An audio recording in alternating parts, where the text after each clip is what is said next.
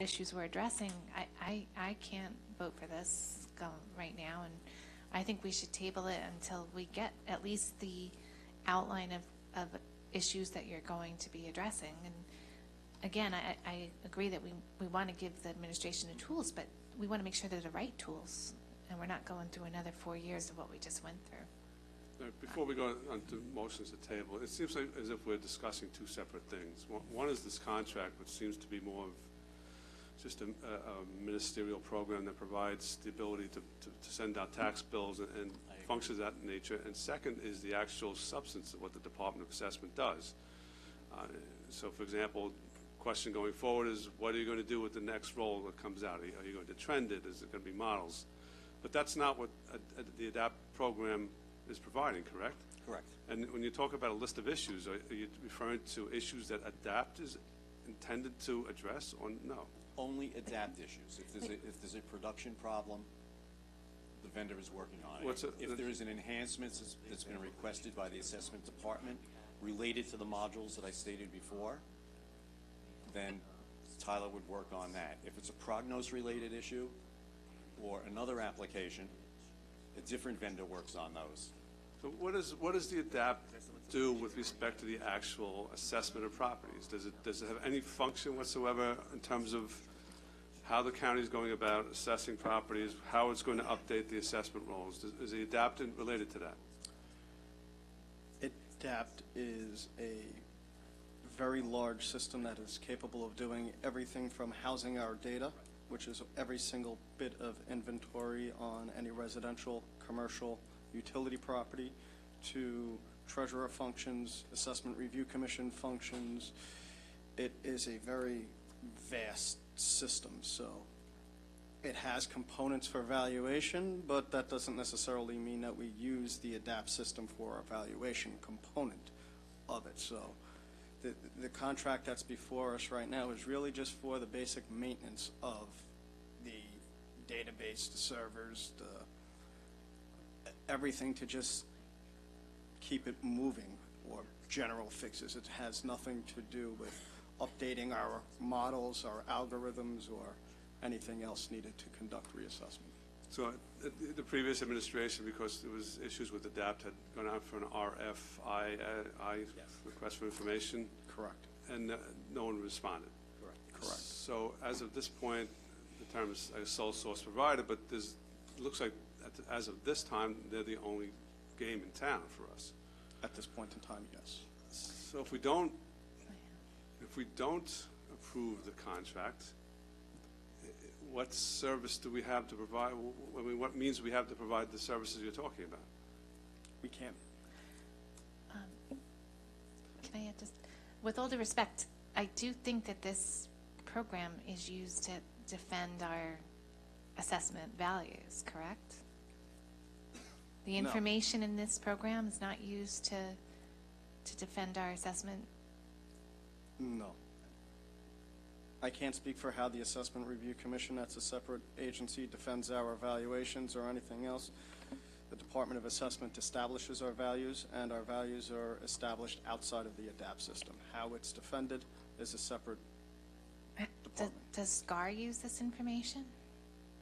Does SCAR use this information?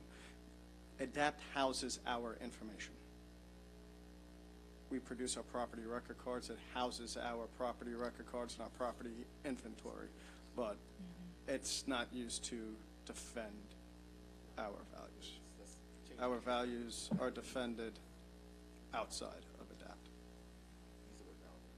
Okay, right. I mean, in my opinion, the information is used to validate our decisions, which if the information is having an issue of some sort or another, that might affect our evaluation. Listen, I agree with the presiding officer that we need a system, and this is the only one. But if you're saying to us that there are issues that we're correcting, I don't know what the issues are that you're correcting, and you don't have a list of the issues that you are that's correcting. And how do we know that they're going to be corrected? Like, I think just it would hold this company responsible to have a list of what the problems are before we agree to enter into another contract with them. I would also point out that this contract's term is January 1st, 2022 to December 31st, 2022. So obviously, we are More than halfway. 6+ months into this. So I mean, and it is the sole source provider, so there's no alternatives. I don't understand what the function would be to table this, but Just you to know, get that's that a- information. We need the information as to what they're going to be correcting. I can provide that information, and that may make it clearer as to what the functions of ADAPT is versus Prognos. I don't know of any significant issues right now in ADAPT that are causing wait. major problems. So you don't know of any significant issues with ADAPT currently? That the vendor is working on. Okay. But I can get a list. The vendor is working on things for us. So some of the issues that we remember, and just to make sure I'm talking apples to apples. So from what we can remember, the ADAPT issue presented concerns with exemptions. I mean, I know all of us have dealt with that in terms of being able to have a constituent's call saying that they should have received an exemption. It could be a senior exemption, could be whatever the exemption could have been. It could have been any of those level exemptions. From what I understand, it presented problems with that. The splitting of lots, which happens, we consider that type of stuff all the time. That became an issue. Data issues, I think Mr. Ross, you had talked about that as pertains to new construction.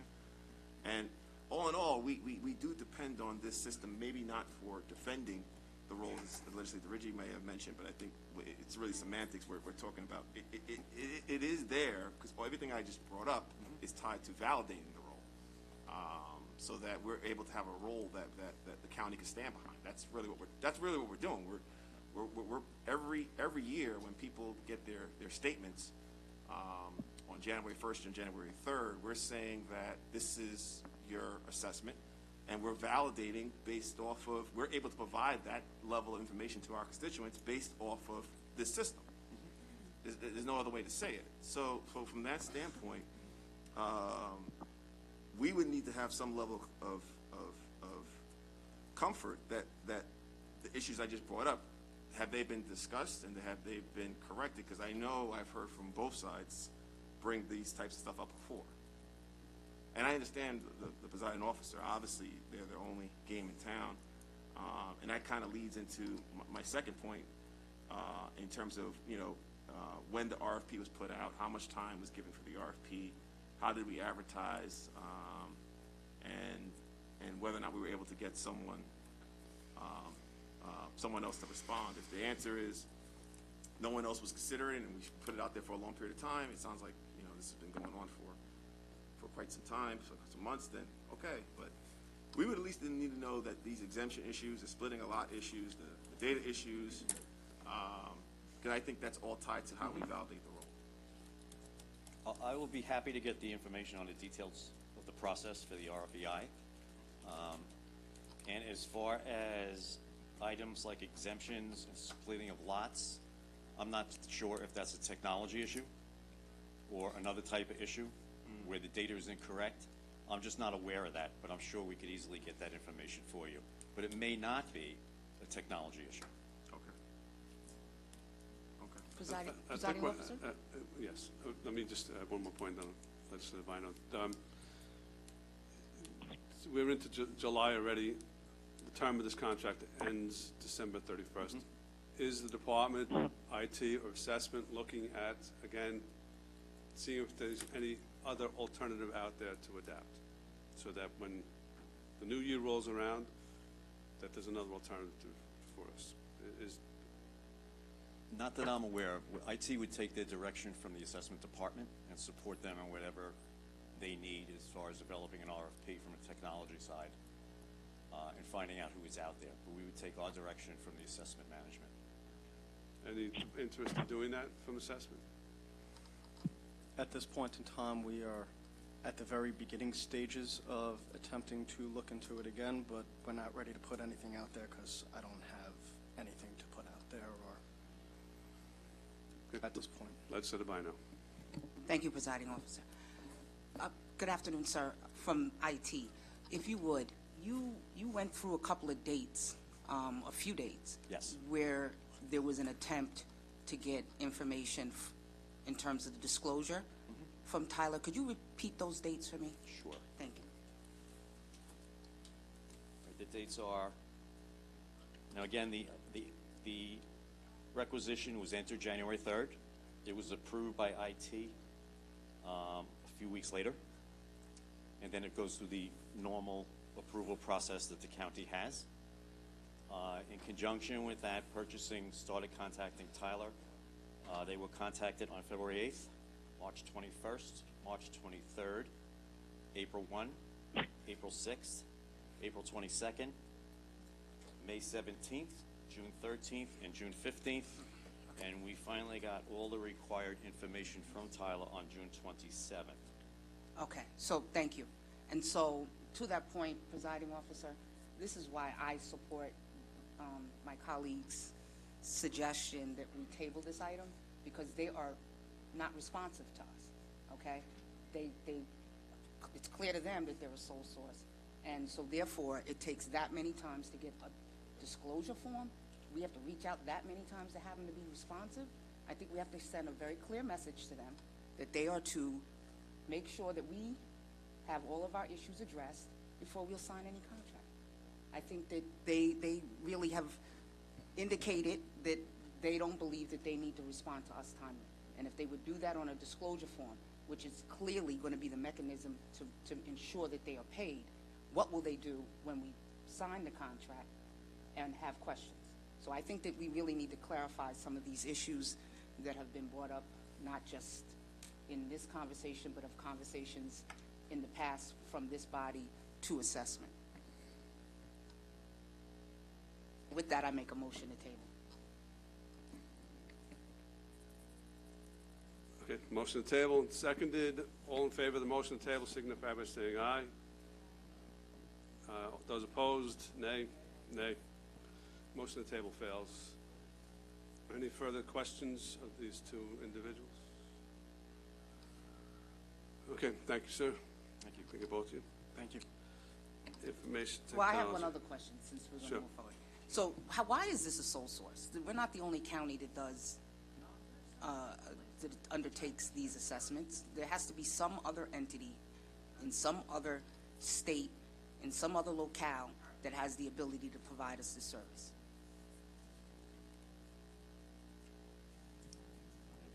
Because I don't understand why we would accept poor response to our outreach. I don't understand why we had a system that was riddled with errors and that we think that this is the best we can do.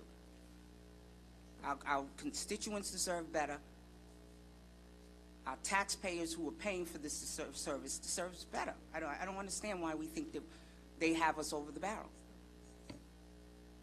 Well, they did provide a sole source letter. I think our issue is when we went out for requests for interest last year, which I agreed I will get you more information on what that process was. No one responded to the county. So at the moment, we don't know of any alternatives. I do hope that we take these next few months, because this contract terminates at the end of this year, if I heard this correctly. And we look and cast our net a little wider, because if they're not responsive for routine matters, I can't imagine that in complex issues that will be impacting our constituents that we're going to get any better type of response from them. So I for one, don't support this contract moving forward. Thank you. Okay, thank you, sir. Thank you. Both of you.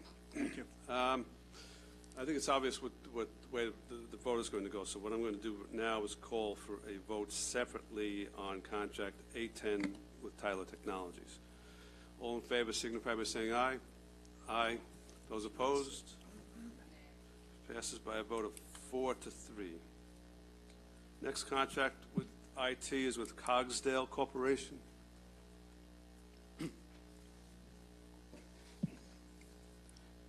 Joe Jacovina, IT Deputy Commissioner. 8/24/2022, Cogsdale Corporation. This is a request to authorize and to award a purchase order for the renewal of the Famous maintenance and support to Cogsdale Corporation. Famous is the county's financial system, supporting the college, budget department, controllers, purchasing, and providing departmental financial reports across the county. This is a sole source procurement. This is an annual renewal for the period of July 1st, 2022 through June 30th, 2023, covering technical sports services. The total cost for the year, $133,612.55. I will be happy to answer any questions you may have. Okay. Any questions? No, that's it. Thank you very much. All right, thank you. Social Services, E74, American Record Management Systems.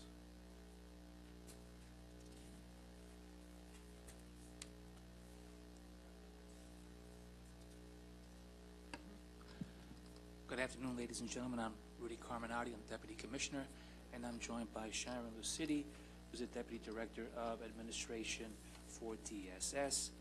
Our contract concerns American Records Management.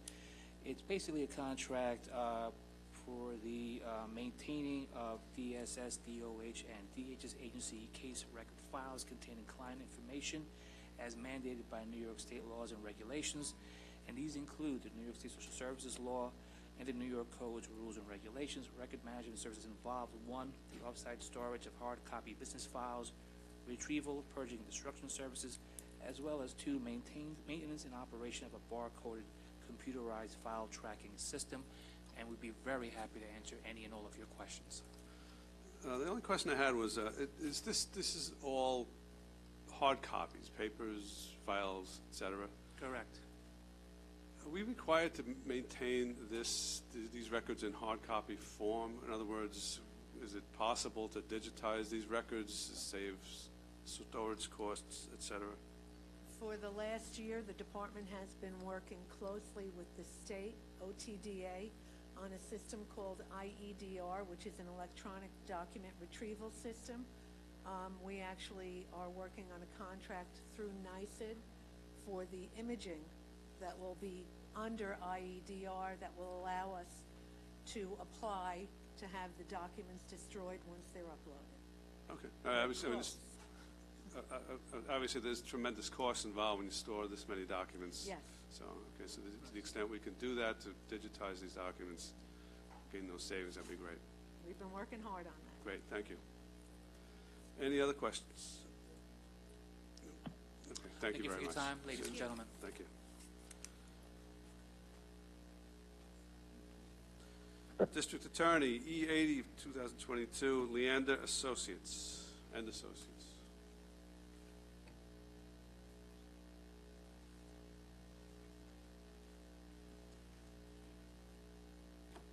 Good afternoon, Presiding Officer Dennis McDermott, Assistant District Attorney.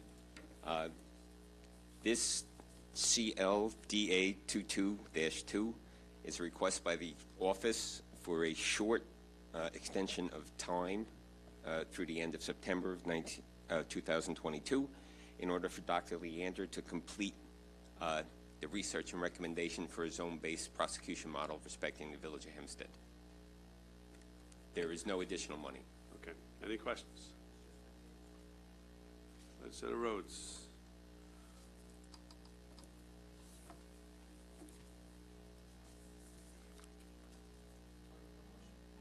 Okay.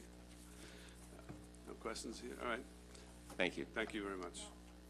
Oh, you do? Okay. Sorry about that. Legislator Bino. Hi. Hi, Legislator. So to this point, has there been any preliminary report at all? No, he's just finishing his research, and that's why he needs the extra time to complete a report and sit down with the department to make his recommendations. But there is no preliminary report at this time. Okay, and who compiled the list of community leaders that he would? Actually, the leaders he's talking about are representatives of the District Attorney's Office. Ah, thank you. I appreciate that. Okay, any other questions? Nope, thank you. Second contract is with SVAM Associates, International, DA's office. Is that you? Good afternoon, Dennis McDermott, Assistant District Attorney. We're requesting approval of contract number CQDA 22-2 with SVAM International. It's for the implementation of software programs that will assist ADAs, discovery expediters, other support staff in trying to comply with the increasingly onerous discovery requirements, and SFAM was selected pursuant to an RFP. There were 3 proposers. They were determined to have the best overall proposal. It's a 3-year term with 1 3-year option. The total amount to be paid over the 3 years is $398,000. What is the term robot process automation services? That actually, I'm somewhat old. When everything started, it was called computer program. Okay. Then it became apps. Now they're called bots. Okay. All right. Is it roads? Just a couple of questions. Am I correct in my understanding that the reason the county taxpayers have to expend this additional expense of almost $400,000 is a direct result of discovery reforms that were passed by the state? That's correct, legislator. Under the new laws, if you're incarcerated, total discovery, not partial discovery like it used to be, every single thing that they may be entitled to if a case was going to trial. It used to be that if cases did not go to trial, you didn't have to turn anything over, or very limited amounts. As an example, in district court, simple cases would generate at least 100 pages worth of documents, including possibly body cam footage, things like that. In county court, where the felonies are, there could be thousands to tens of thousands of documents, like in a fraud case. Typically, in district court, there are over 30,000 cases a year. And county court, over 3,000 cases a year. And the penalty is severe if you do not comply, either if you do not turn over everything, or if you sign a certificate saying everything's been turned over and it isn't, the odds are good your case is going to be dismissed. And you've got to not only locate those records, but you have to produce those records within what time frame? They've got to be turned over within 20 days if the defendant is incarcerated, 35 if they're not. So From the moment a case is brought, 20 days. Okay. And that's if they're incarcerated? That's if they're incarcerated. So that's the handful of people that actually are incarcerated pending right. trial? Everyone else gets 35 days. All right. The ones that haven't been let out on get out of jail 20 free. days. It's 20 days, 35 days for everybody else. Correct. So theoretically, in your example, you would have to compile 30,000 pages worth of documents. That is correct. And turn all of those documents over to defense counsel in less than 3 weeks if an individual is incarcerated. That is correct. That's the obligation that was put on the district attorney's office by the state?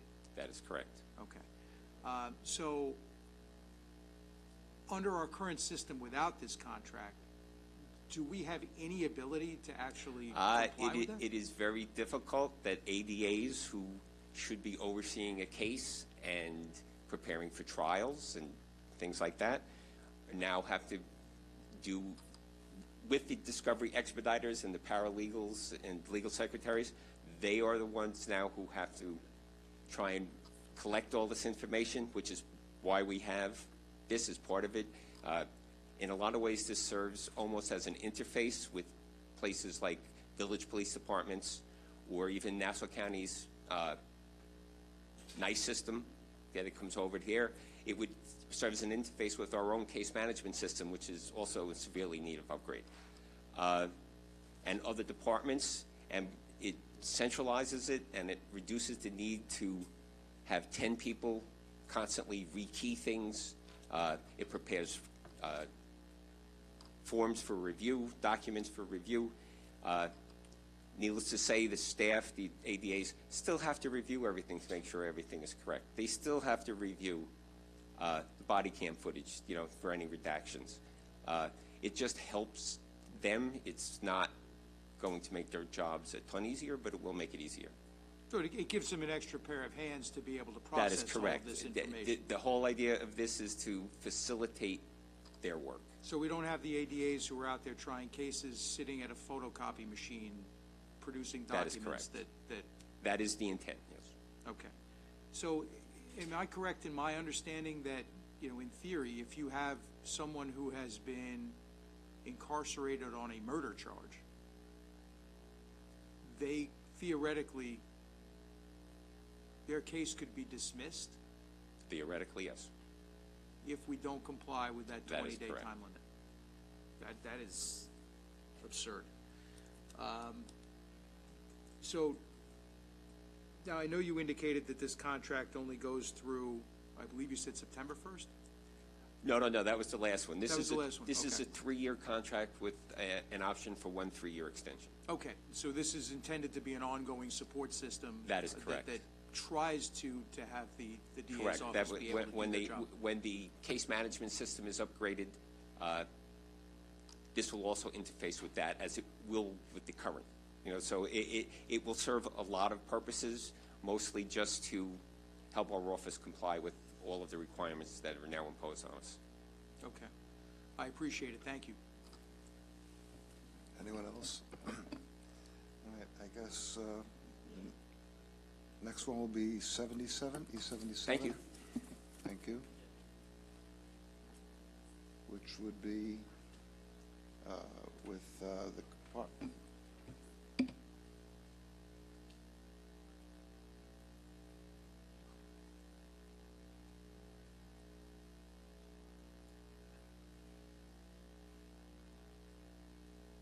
Now we're going to call, it'll be E82, and that would be Public Works and M&J Engineering.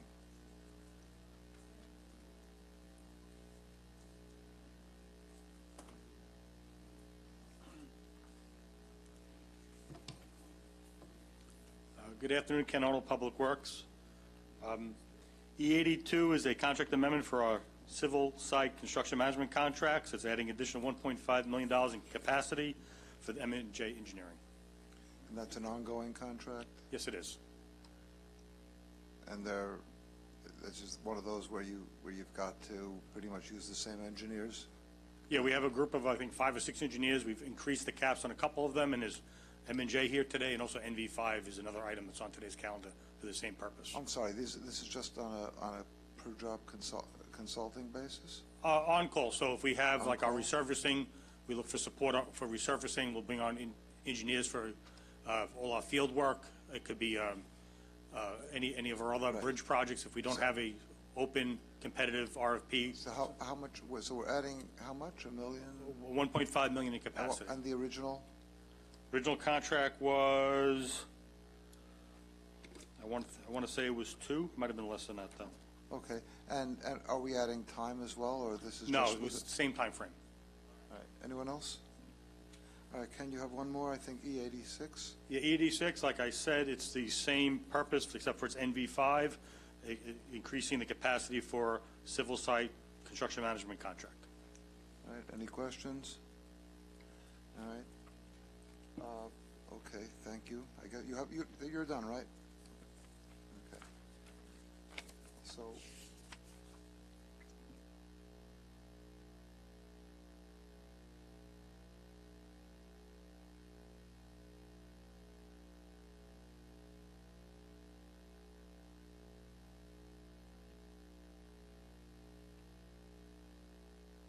Okay, 77, try that again, is Department of Parks and Recreation with Plaza Theatrical Productions.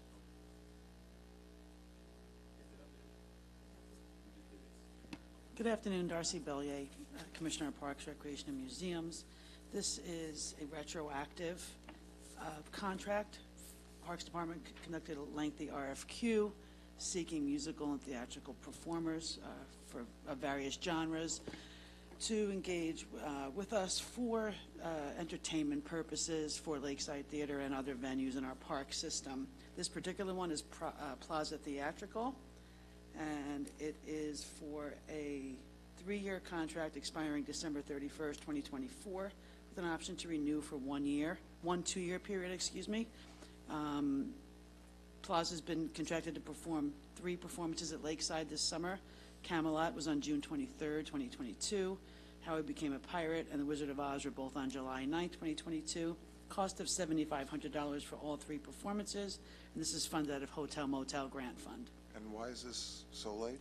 Because the RFQ process was very lengthy, and then we had problems with people unfamiliar with our vendor portal, being able to fill out all of the disclosure forms. But if you had an RFQ and that was very lengthy, then how did you end up letting these people start? We didn't really have an alternative. We had to offer the programming, so I apologize, and we'll look to do better going forward. Okay.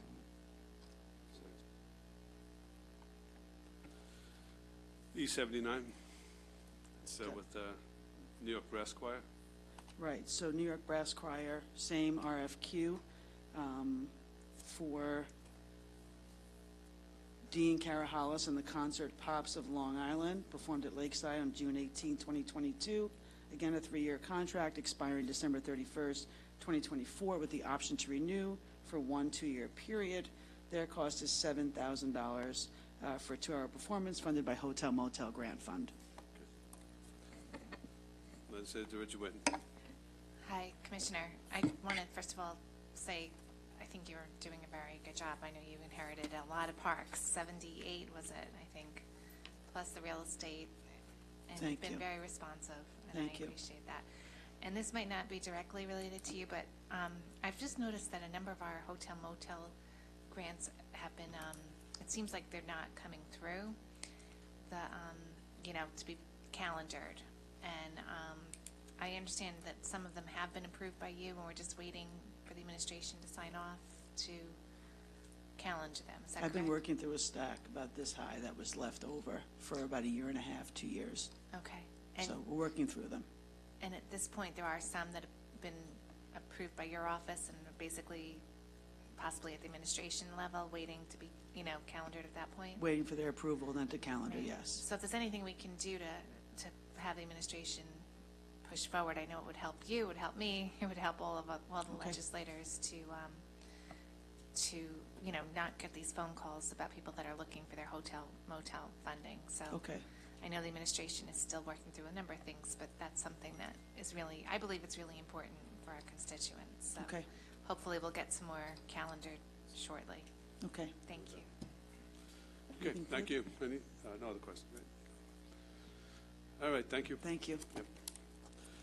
So I'm going to call for a vote on the contracts that follow. E75. Oh, just, go ahead. I apologize. I did have a question while Deputy Presiding Officer was bringing up the item. And did I get a chance to bring it up in regards to E86? I just wanted to note for the record, I don't know who spoke on E86. Oh, Ken?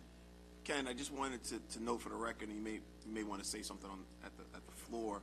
Yeah, we had discovered that NV5 was cited by the City of New York for poor performance evaluations. I'm not too sure if the department was aware of those evaluations. I know we have approved NV5 in the past, so they are a vendor that the county has used before.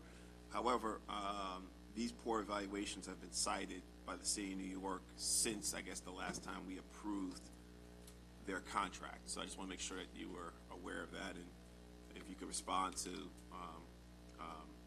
have those concerns been brought up to NV5 or not, or Yeah, we're aware of those. It occurred on other work outside the county, and we've addressed it with the firm. okay. So you're comfortable with us moving forward today with this contract? Yes. Okay. Thank you, Ken. Any other questions? No, I'm going to call for a vote on the following contracts: E75, E76, E87, A24, E74, E80, E81, E82, E86, E77, and E79. Any debate or discussion on those contracts? Any public comments?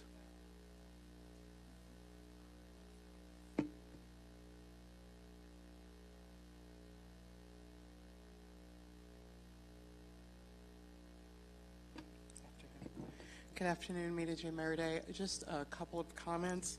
And I'm sure it probably is in the backup material that all of you are privy to, but unfortunately the public is not. I'm just still concerned that as we sit in 2022, that there doesn't seem to be any discussion or recognition to the inclusion factor with regard to these contracts. I haven't heard anyone say anything in terms of the compliance factor, if there are service-disabled veterans that are involved with these contracts, minority and women businesses. We talk about the disparity study, which determines the outcomes and the protocols and goals of our Minority and Women Business Department and the related agencies, Office of Asian American Affairs, Office of Hispanic American Affairs. That, unfortunately, sometimes when you break it out to those specific arenas, it kind of dilutes the effort when the overall participation and utilization of minority, women, and veteran businesses are so small to begin with.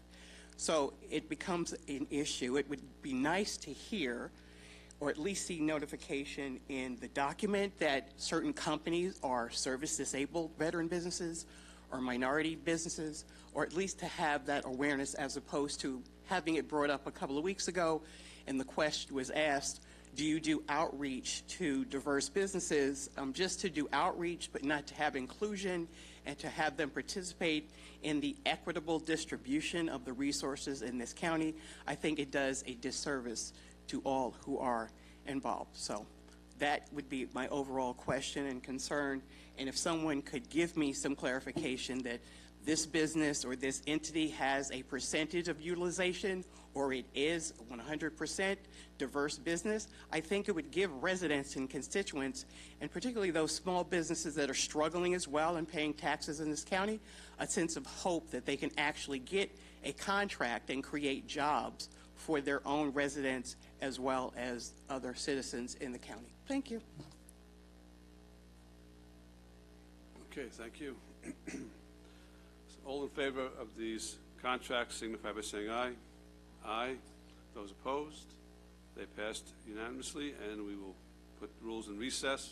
Next committee is Public Safety.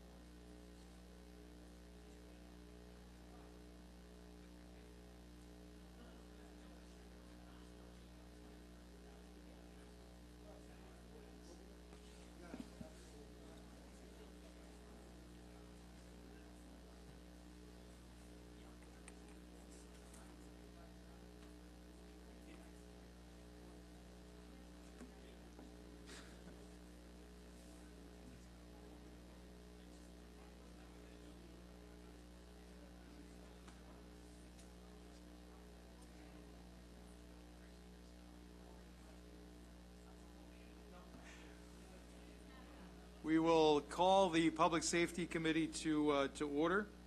I will be serving as, Rose Walker will be substituting for Chairwoman Denise Ford. I'll be serving as chair, and I would ask our clerk to please call the roll. Thank you.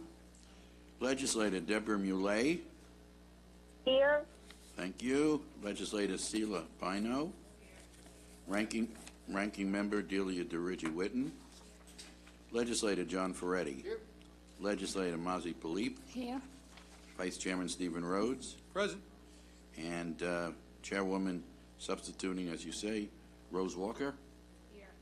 Thank you. We have a quorum. Thank you, Mr. Clerk. We have 3 items on the agenda today. Items 200-22, 201-22, and 203-22. The first is clerk item number 200-22, which is an ordinance supplemental to the annual appropriation ordinance in connection with the police department. Can I have a motion?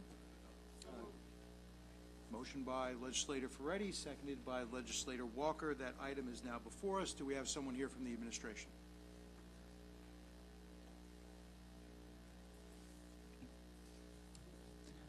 Good afternoon. Deputy Inspector Tom Murphy from the Police Department.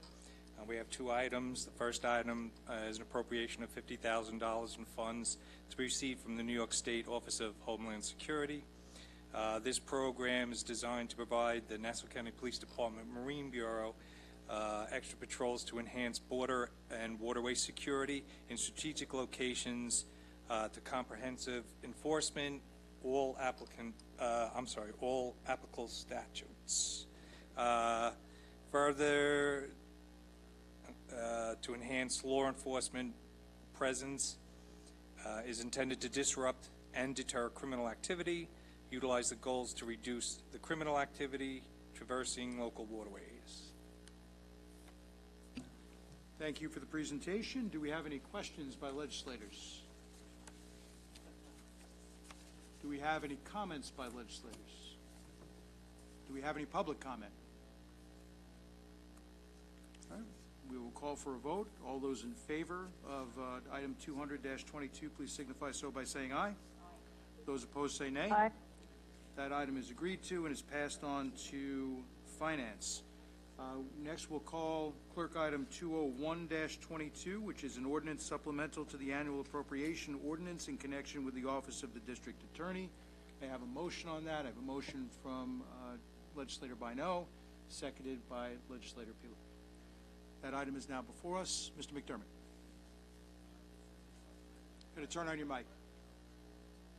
This is a supplemental appropriation of $109,326 for a grant that was awarded to the District Attorney's Office by the New York State Division of Criminal Justice Services as part of their gun-involved violence elimination initiative. And in this, the grant, we focus on 4 elements.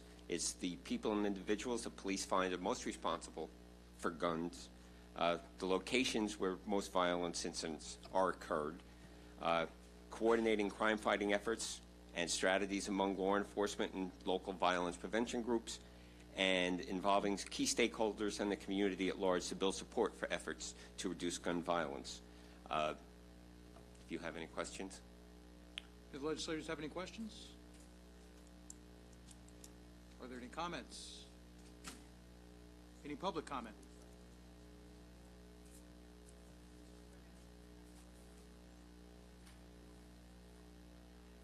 Ms. Meriday. Yes, Mita J. Meriday. With regard to the 4 components, I'm just interested in how this is going to be determined and who outlines the stakeholders and the actual areas where this would be taking place. Because in terms of where the actual guns come from and where they seem to populate, it's almost like polar opposites. So I'm just also concerned about how these funds are going to be distributed and what input you'll actually have from the community. Mr. McDermott? Actually, this part of the grant, now again, it's awarded a few times a year. This actually is going towards salaries in the District Attorney's Office, to the bureaus that prosecute gun crimes. Okay. And so that's this particular aspect. So the overall program involves the community as you described. However, this particular portion goes towards salaries. Right. However, this particular portion of the grant is going towards funding the salaries of those district attorney employees who work in connection with the program. That is correct. Okay. Ms. Meriday, does that satisfy your inquiry? Because it outlines four specific components. I get it as far as how these grants work in terms of they bring in funding for different areas and different utilizations, but it's still a very vital program, and it's important and essential in this period of time. And I think, again, this type of thing, this type of scenario and initiative really needs to be, I would think, more effectively vetted and provide for input from community residents who are impacted by gun violence and the unfortunate nature of more ammunition coming in their communities, not by their direct action. So I understand as it pertains to this, but I still think that there needs to be a little more information now that this has kind of been brought to the table, even in this context, so that community members, community leaders, and key stakeholders can have their input or know who they can share their input with, so that other aspects of the funding, when it becomes available, they are not told after the fact, or it becomes a tragic situation and the community leaders and individuals who are impacted had no awareness or knowledge of this type of information, this type of resource, or this type of outlet to be more preventative as opposed to reactive. But I'm done. Ms. Meriday, I appreciate your comments. And Mr. McDermott, I am assuming before this matter is considered by the full legislature, we'll have the opportunity to get information regarding the overall program? That can certainly be done, legislator. Thank you very much. I appreciate it. Do we have any other public comment? Are there any additional questions from legislators? Then we'll call for a vote. All those in favor of clerk item 201-22, please signify so by saying aye. Aye. Those opposed say nay. The item is agreed to and is passed on to Finance. At this point, I am going to put the Public Safety Committee in recess, because I understand that we are reconvening the full legislature. So I would ask the members of the legislature to please take their seats.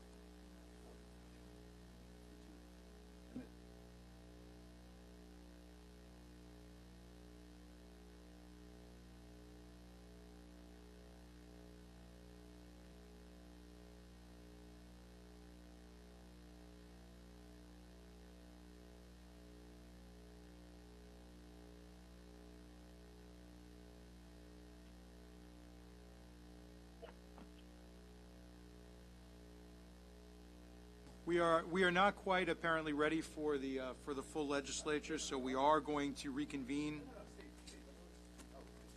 The minority's not ready. We're not ready. Right. So we are not quite ready apparently to reconvene the full legislature. We still need a few more minutes, which means that we'll be able to move on with the public safety agenda. All of the members are still present and in their seats. So the next item for our consideration is clerk item 203 of 22, which is an ordinance supplemental to the annual appropriation ordinance in connection with the probation department. Motion by legislator Walker, seconded by legislator Dirigi Whitten. That item is now before us. And who do we have to speak on behalf of the administration? Excuse me. Good afternoon, Doug Landsman, Nassau Probation. Good afternoon, legislator, Vice Chairman Rhodes, all legislators. The item before you, number 20322, is a renewal and mandatory grant for New York State DCJS.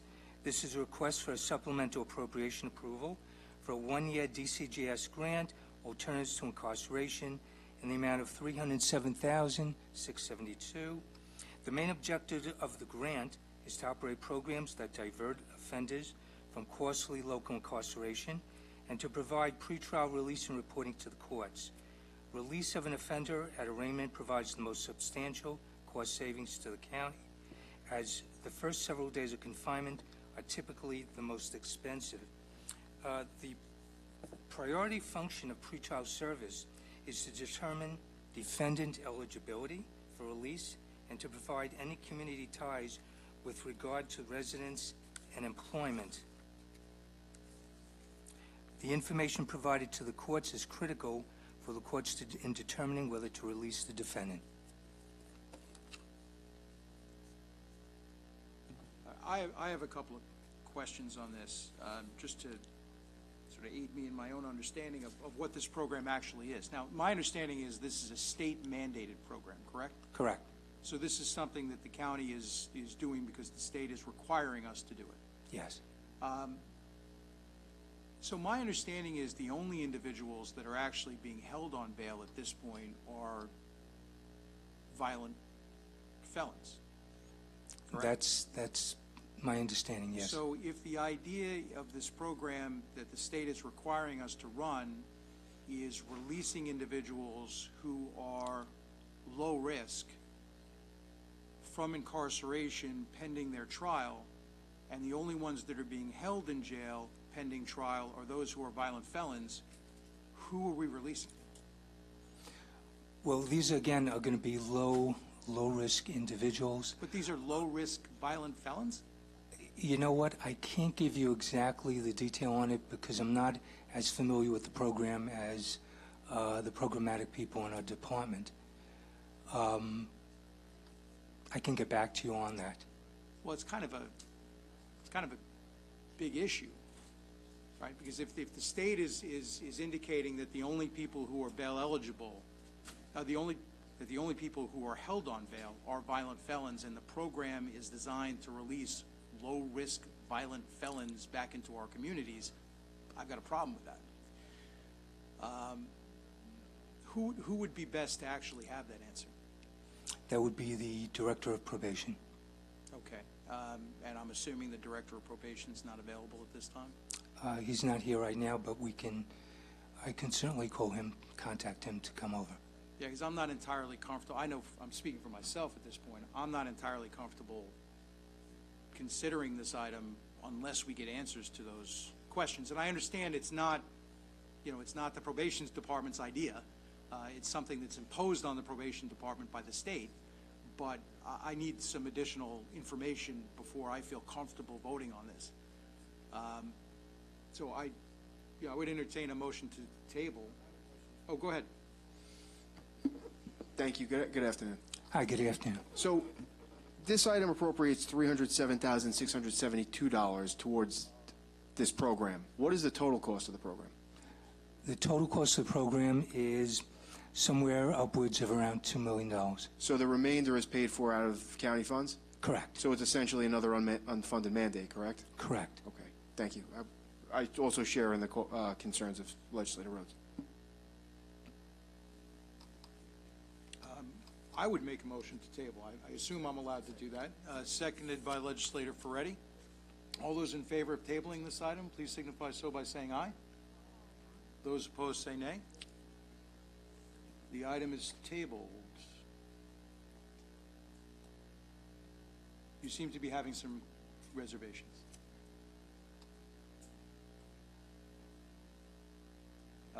Procedurally, no, but we just took a vote. Oh, okay. I'm sorry. Are there abstentions?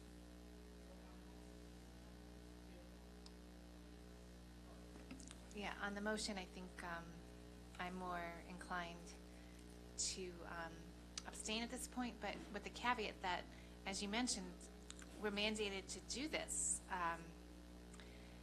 And it's a possibility, I suppose, that I understand your logic, which is with the bail reform, the whole idea that it's really only going to be violent criminals that are held.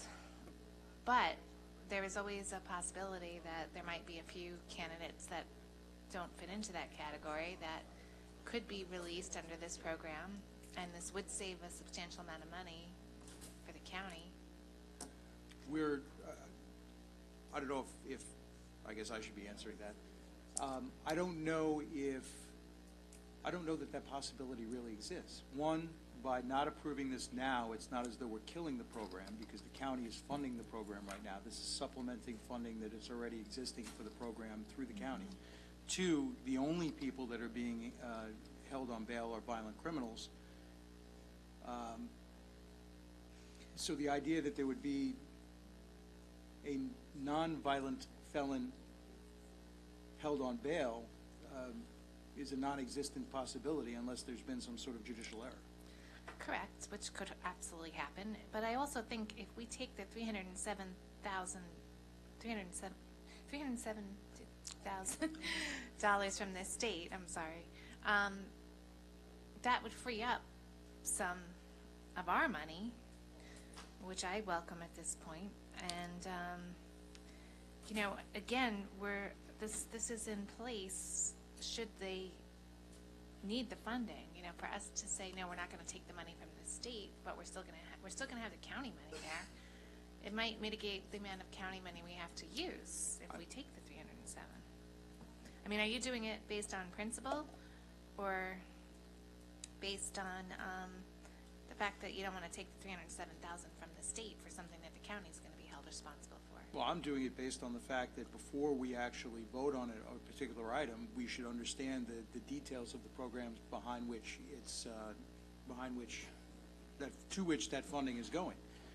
I am, for myself, again, only speaking for me, I'm very uncomfortable with this particular program based on my limited understanding of the parameters, and until I get a further explanation of the parameters, I feel uncomfortable voting on it, which was the basis for my motion and the basis for the second by Legislator Ferretti.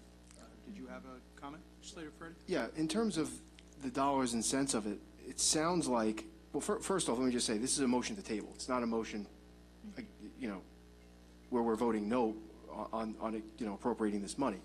But putting that aside, the dollars and cents of it, it sounds like, and what we're asking really is, will anyone qualify under this program to be released? Because if people are not being held anyway, who's being released under this program? Now, in terms of the dollars and cents of it, if the answer to that is nobody or close to nobody, then what we really have is $2 million mandate by New York State thrust upon us and them giving us $307,000. That's not a savings to this county. That's our residents paying for more heinous nonsense coming out of Albany. So that's why we have these questions, and until we get the answers to it, I think that, like I said, I support Legislator Rhodes' motion to at least table this and get these answers. So can I ask you a question, because you would probably know better than us. Are we still using this program? Yes. Do you think we're going to use, like, the $300,000? Yes, certainly this money is offsetting and defraying the total cost of operating. I think that's a very important To point. you know, it certainly makes a dent in the program. I think I think we owe that to our taxpayers, that if this is going to mitigate the amount of money the county has to put in, which it should, even if we don't spend the whole $2 million, we don't have to spend the whole $2 million on this program. It's per case, correct? So we might as well take the state money. Maybe that's all we'll have to spend. Well, look, I think that these are questions that we have that need to be answered. We can talk dollars and cents, but if even one criminal is let out of jail, but that's not when they shouldn't be. But that's not what we're voting I don't know on. how much you could put how you could put a price tag on that. So, But hold on, that's not what we're voting on. What we're voting on is an appropriation of $307,000. So we're going to take that money from the state. You know, we do this with many programs.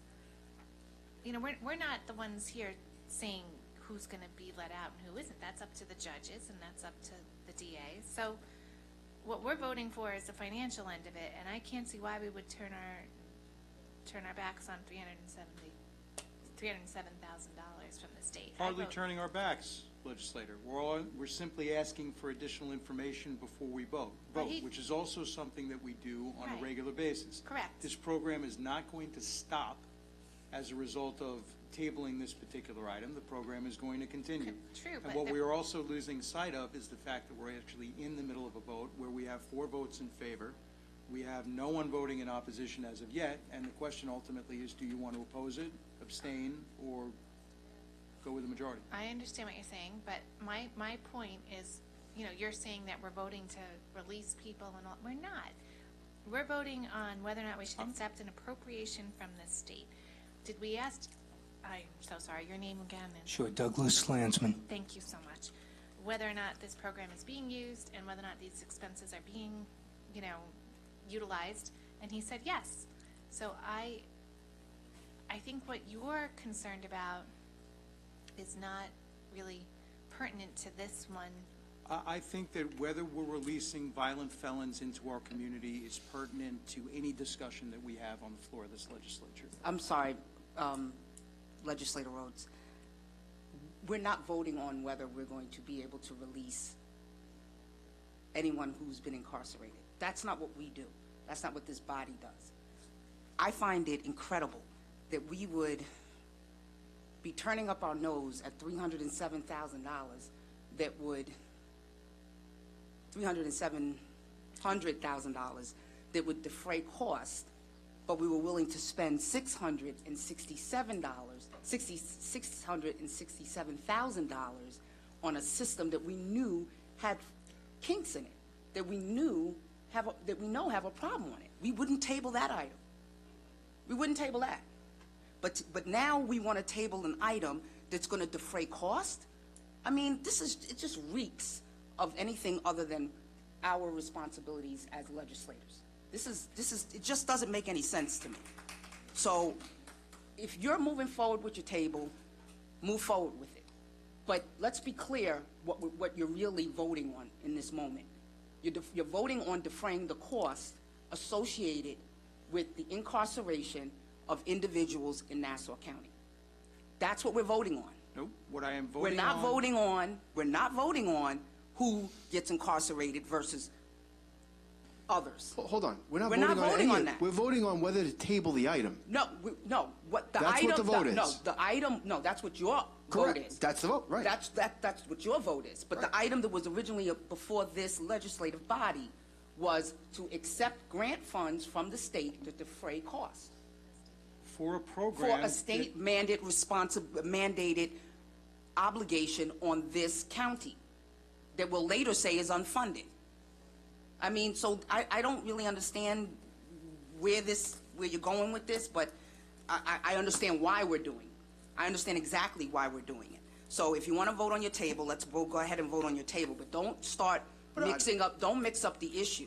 Don't mix up the issue for anything other than what it is. Legislator Bino, I'm not going to permit you to mischaracterize what my table vote is for. You're mischaracterizing what the item is. Ms. Bino. You're mischaracterizing what the I am item is. absolutely not. The item before us is simply to defray the cost to this county for the purpose of incarcerating individuals who have been arrested. That's what this item is for. That's it. So if the only individuals that are being held on bail are violent criminals. This gentleman just told you that there are still individuals who qualify for this program. There are still individuals who qualify for the program. Who? He just said. He just said it. Who are they, sir? These would be various types of crimes that are committed in Nassau County. I can't give you specifics on it. I don't know the detail. And all I'm asking for are, before we vote on this, I would like to know what those specifics are. I am fascinated by the fact. Before we vote on receiving money, but we voted on spending money in double the sum where we know there were problems, there were documented issues. Because you're dealing with a sole source, and the only ones that are able to produce, well, I vote no on the table. I vote no on the table. I am not going to get into an argument on an item before a different committee. Let's move on. I vote no on the table. Legislator Millet. I'm going to go with my colleagues and vote no. All right, by a vote of 4-3, the item is tabled. There being no further business before the committee, I'll entertain a motion to adjourn. Motion by Legislator Ferretti, seconded by Legislator. This gentleman one quick question before he leaves. Is there an end date as to the date that we can accept this funding? Yeah, the grant has been accepted. The grant is given by the state. Now it would be up to the legislature to approve the funding, so it can get posted into the accounting system. So there is no time limit? So the money. No, it's a one-year grant. It began July 1 of 22, going through June of next year. Okay. All right, so the money is sitting there, so we just have to accept it, and then we can use that to offset Yes. any county By the way, funding. this grant has been in effect for at least 25 years. Yeah, I know. And, you know, I still do believe, as you said, we're relying on your word, which is that it's needed. So let's try to get this, all I can ask the administration or anyone is to just have it brought up for reconsideration as soon as possible, possibly when the other chairwoman is there. Are we able to do that she would today? Understand that. It'd probably have to be the next time, but let's try to do it as soon as possible, because I really hate to have this much money sitting there not being used when we could be using that instead of our own taxpayers' hard-earned money. Thank you.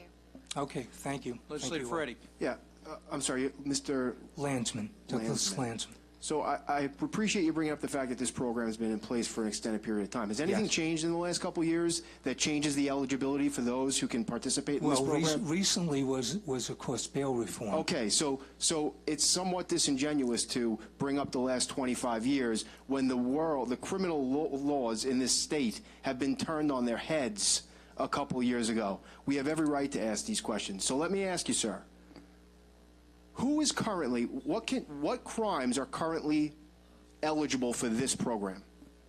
You know what, again, I'd have to defer to administration. So you don't know? I don't know the detail now. Could it be none? I'm not going to say I don't know. So that's why we're asking to table this, because that's a pretty damn important question, I think. And we don't have an answer.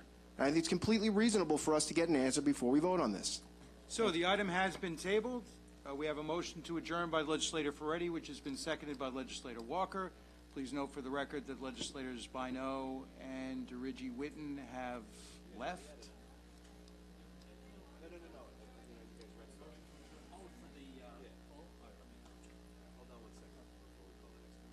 Hold on. All those in favor of adjourning, please signify so by saying aye. All those opposed say nay. We are adjourned by a vote of 5-0.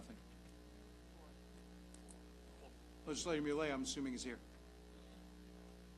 I'm here. I'm sorry. Yes, I voted yes on adjourning. We are adjourned. Thank you. Public Works is the next committee, but we may have full legislature in between.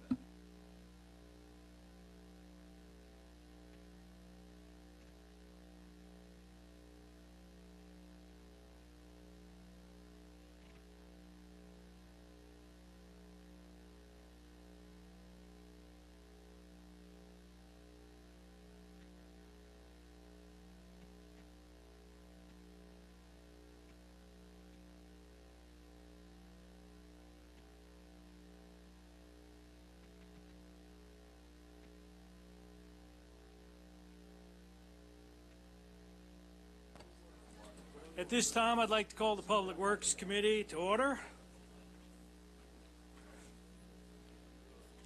If those members of the Public Works Committee could take their respective stations and places.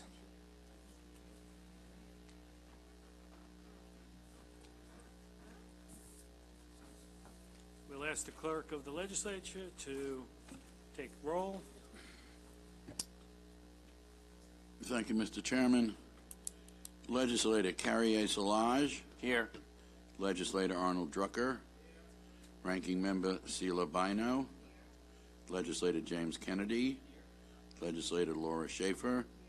Substituting for Vice Chairman John Giuffre is Legislator Rose Walker. And Chairman C. William Gaylord III. We have a quorum, sir. Thank you. So it's Rose Walker. Thank you. Okay. Good afternoon, everybody. There are 3 items on the agenda today, which are clerk items number 204 of 22, 205 of 22, and 213 of 22. Clerk item number 204-22 is an ordinance supplemental to the annual appropriation ordinance in connection with Public Works. May I have a motion? Okay, moved by Legislator Walker, seconded by Legislator Bino. The item is before us. Do we have someone from the administration? I see Commissioner Arnold. Good afternoon, sir. Good afternoon, Ken Arnold, Public Works. Item 204 is a supplemental ordinance to add $9.4 million into the NICE bus contractual line in the department's budget. This is a result of the county receiving additional STOA money from New York State for the operation of the bus system.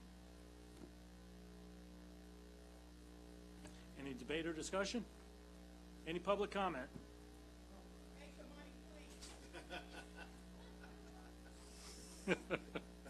All right. Yes, sure. Legislator Walker.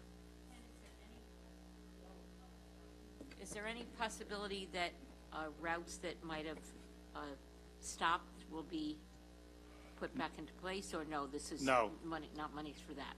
No, but we're keeping all the operations the same. This is offsetting county contribution. Okay.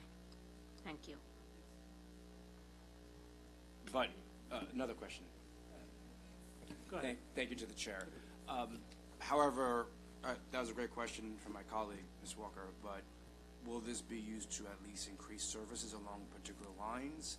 Because I have, my district borders New York City, and the N1, unfortunately, is a line that is not doesn't have enough many buses, and as a result, people who are brave enough to take the New York City subway system are being left at the Jamaica bus terminal. So will this at least be used to address more services along particular lines, which is different from the question asked by Legislator Walker? So you're asking, are there more buses per line? That's correct. I'd like to double check that and get back before the full ledge meeting on that. I believe there might be. And I also believe this has to do with the paratransit getting expanded by New York State. They're adding more space. I think it was from whatever the half-mile limit that was prior to a larger limit, but I'll have those answers for you at full. Thank you. Any other comments from fellow legislators? All right. We'll take a vote. All in favor, please signify by saying aye. Any opposed? The item passes unanimously. Clerk, item number 205-22 is a bond ordinance providing for a capital expenditure to finance the capital projects identified herein within the County of Nassau and authorizing $3,900,000 of bonds of the County of Nassau to finance said expenditure pursuant to the local finance law of New York and the county government law of Nassau County. May I have a motion? Moved by Legislator Schaefer, seconded by Legislator Szilagyi. The item is before us. So, Commissioner Arnold, the floor is yours. So 205-22 is for two bond ordinances to support grant matches that the county receives related to capital purchases and capital maintenance for the NICE bus system. So I'd imagine those same couple questions my fellow legislators had before would apply here. Is any of this going to go to improve or increase the number of bus lines or increase the number of buses that are currently on a line? Unlike the previous item, this is a capital item, so it doesn't go towards the actual operation, Okay. but actually for the purchase of buses, maintenance, capital maintenance for the facilities in the buses. And this is something we've done every year. This is our typical New York State grant match. Okay, so this is the buy to supplement or replace buses that are coming out of service. And support vehicles, everything that goes Okay. within that program. Got it. Any debate or discussion? Any public comment? All right. Ms. Maraday? Nita J. Maraday, since this is tied into the capital budget in New York State, I'm just again requesting with requirements with Article 15A from New York State, the participation and inclusion of minority women, business, service disabled veterans in those contracts. Is there a way that we can step up that outreach, or as opposed to saying, okay, we're making an effort? We need more than an effort. We need to kind of see some numbers, because when the state comes back to audit where those funds are going and they start looking at the actual distribution of those resources and they see the same companies and all they get is just a notification, well, we did our best to make an effort to be inclusive, and we're not. That's going to be problematic when we try to go back to get those funds to offset costs that are, wreaking havoc for taxpayers in Nassau County. So just want to know, what are the increased efforts and outreach to being more inclusive with these particular contracts that have generally state and federal mandates attached to them? Great question. Thank you very much. Maybe Commissioner Arnold could address those. I would imagine that these are capital items like buses and pieces of equipment rather than service contracts, but if there is a way to increase. So for the county's bus program, it's all administered by the Federal Transit Administration. They have hard requirements for inclusion, and the department working with TransDev meets those, and we have a triennial review with the federal government that goes over those numbers every 3 years. And we report every year on what we're doing. Okay. And do we generally meet these guidelines? My understanding is we do. All right, any debate, discussion? Legislator Bino, please. Thank you, Chair. Commissioner Arnold, in the past, you used to, when you approached the podium and you were talking on an item, whatever the contract was, whether it was in rules or in Public Works, you typically indicated whether it was a service-disabled veteran-owned Yes. business or MWBE. If you could return to doing that would be helpful. I didn't early because those were contract amendments, so that's where there was no additional utilization. But so some of them were MWBEs. Well, two of them was, 82 and 86 were. Well, M&J is a MBE firm. Right. And I didn't mention it because it was an amendment. I typically don't say that on amendments because the contract's already there, but you are correct. M&J is a minority firm that does a lot of work for the department directly. Yes. So if you could return to. Yeah, amendments like my oversight, usually on new contracts, I'll bring it up, but I forgot on the amendments. I would think even on amendments, because the general public doesn't understand. Sometimes we don't even understand the difference between. When I sat back down, I realized I didn't say Thank that you. today. I appreciate it. Any further debate or discussion? There being none, we'll take a vote. All in favor, please signify by saying aye. Any opposed? The item passes unanimously. The last item we have is clerk item number 213 of 22, which is an ordinance supplemental to the annual appropriation ordinance in connection with parks, recreation, and museums.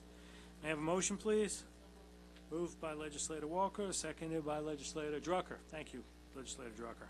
The item is before us. Who do we have from the administration?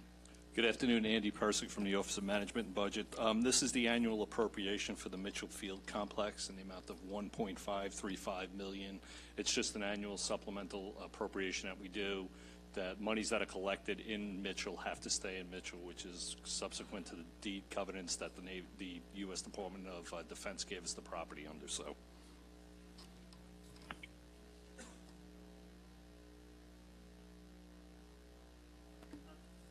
Okay, got it. So this is the rifle range and the Mitchell Park Athletic Track and Field programs. Is that correct? That is correct. The All right. track, the rifle range, and some of the fields over there. And the too. U.S. Department of Interior directs that we have to Correct. segregate these fees and keep track. Correct. Gotcha. Okay. All right. Do we have any debate or discussion? Any public comment? Okay. All those in favor, please signify by saying aye. Any opposed? The item passes unanimously. There being no other business before this committee, may I have a motion to adjourn? Moved by Legislator Walker, seconded by Legislator Drucker. All those in favor? The committee is now adjourned.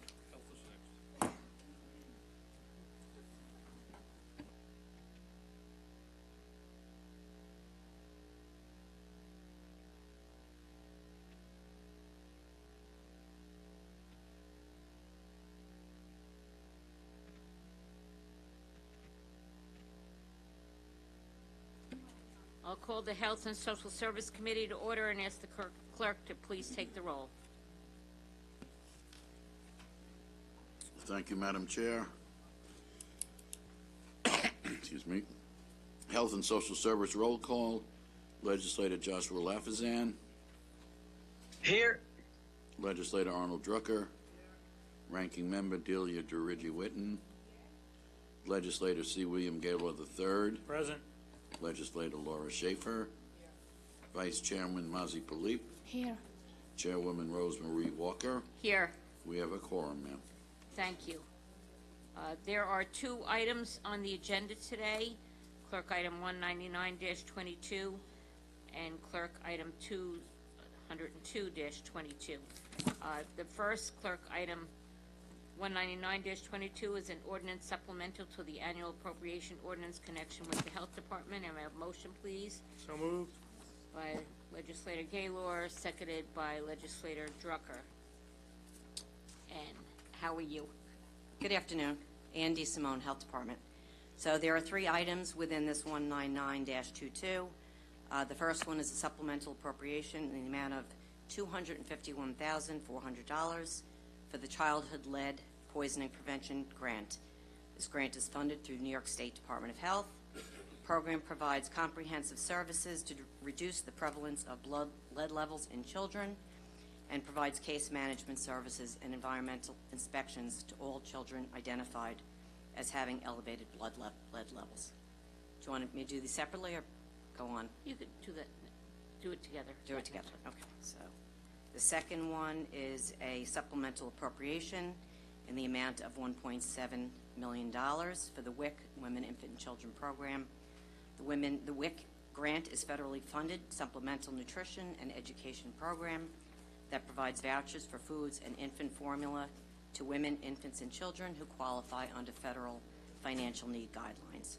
This program serves over 5,000 clients monthly at 2 WIC sites, one in Hempstead and one in Glen Cove. The third item is a supplemental appropriation in the amount of $670,611 for the Public Health Emergency Preparedness Grant.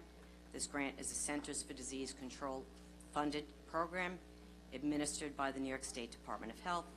Funds are used for local public health infrastructure and emergency response and preparedness. As an additional note for this is the grant that really helped us facilitate the quick setup for COVID vaccinations to almost 100,000 residents. Any questions on any of those 3 items?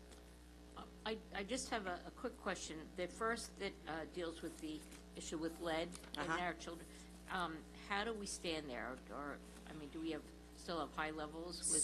So right now, currently, we have 231 active childhood lead cases that we're following.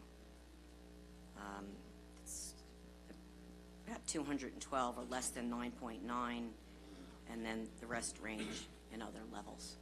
Question.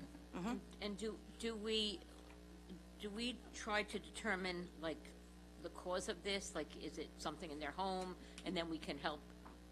Yes, we have address that situation in the home or whatever, or if it's. We have teams that go into the home.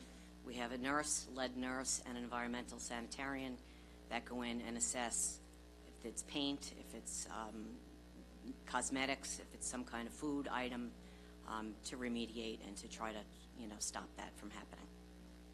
And my other question was on the WIC program. How do we deal with that, especially with the whole formula issue? I know it was a disaster because I have a little grandchild, so you were all over the place trying to find formula, and I'm sure that for many of the moms who, are in this WIC program, that really became an issue for all of them. Yes, I will double check, but I think right now they're okay. They've been getting formula in from other areas. Doctors are giving different formula to cover, but I will double check that before the full ledge.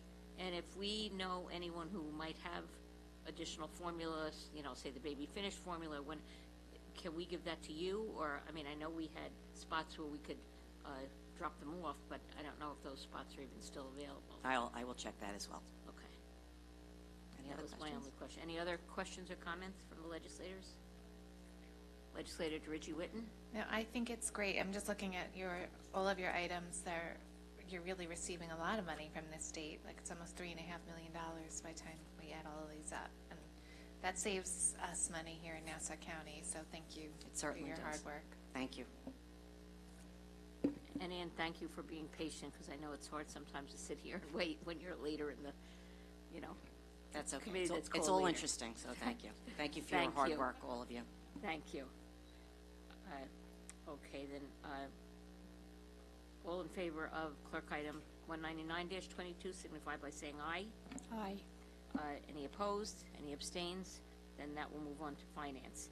Okay, and now we have clerk item 2002-22, which is an ordinance supplemental to the annual appropriation ordinance in connection with the Department of Human Services. Motion, please, by Legislator Schaefer, seconded by Legislator Drucker. Good afternoon. Seema Zaki, Fiscal Director from Department of Human Services. Clerk item 202-22 has 2 supplemental appropriations. The first item is for $948,915 for the Office of Chemical Dependency. It's 100% state funded to the existing grant from New York State Office of Addiction Services and Support. The increase is for the purposes of the cost of living to the subcontracted agencies. So it's all 100% state funded. And the second item of $55,118 is for Office of Youth Services. It's from New York State Office for Children and Family Services. It is for the purpose of youth sport and education, and it's 100% funded by the state. Okay, any questions or comments from the legislature? Legislator George Witten? Hi, and thank you for all you do. You also are extremely important to us. As when you're talking about the item, referring to chemical dependency and different support services, like what type of programs is that? These are substance abuse and alcohol and substance abuse. Those are the programs that are serviced under this grant. This is an existing grant for like last 25 years or so, and this is just a cost of living increase, COLA increase, which when we budgeted, we did not have the 2022 state aid letter with us, so we budgeted less. You will see legislature at the back. You will see the state aid letter, the backup showing that when we budgeted, it was we budgeted for $21,698,030. When the 2022 state aid, when we received the 2022 state aid funding, it has actually increased by $948,000. So the total is $22,646,945. So that's what we are requesting to increase. Okay, well, I guess that's one good sign of inflation, huh? We get a little bit of a bigger budget with this. I've been talking to people, legislators on both sides of the aisle. Like, does this provide for Narcan kits and Narcan training? And I will get back to you with that answer, but this has a vast service. Oh, sure. Yeah. I'm sure you do many things. That is part of it. Because it hasn't passed yet, but we're hopeful that possibly the fentanyl strips might now be included. So I don't know if something like that could be covered through this type of grant if we do go ahead and do it. If there's a way to find out if that type of funding could be covered, I'd appreciate it. Sure. Thank you. Any other questions or comments from the legislators? Any public comment?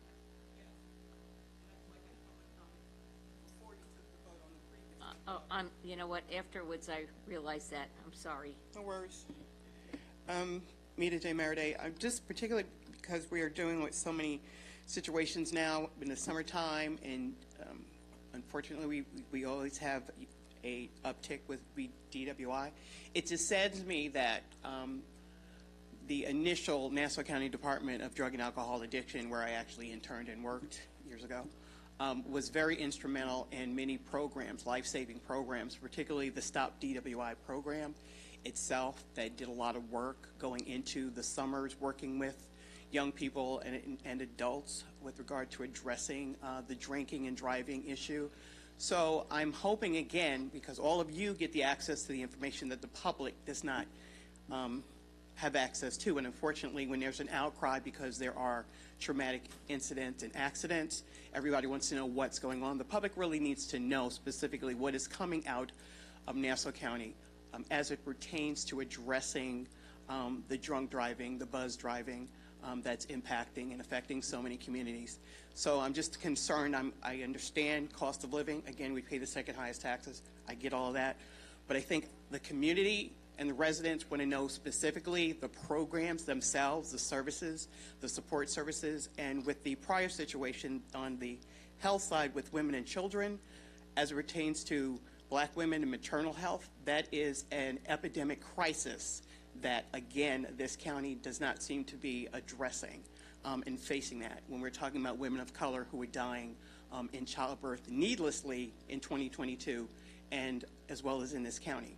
So again, I'm hoping that the public can get more information specifically about the programs and services that can save lives in these diverse and underserved communities, and we really need to step up our efforts with Stop DWI and working with the police department, because we have an exceptional team. We have a great commissioner in the police department, but again, they too need the resources. They can't always be the go-to and the only ones that are responsible. Our elected officials, our public officials, our community residents, we have to come together to do a better job to protect the lives of our young people, our seniors, and residents, and just try to maintain where we're paying and where we're putting our money and our funding and our resources, but better communicate those resources and information to the public. Thank you.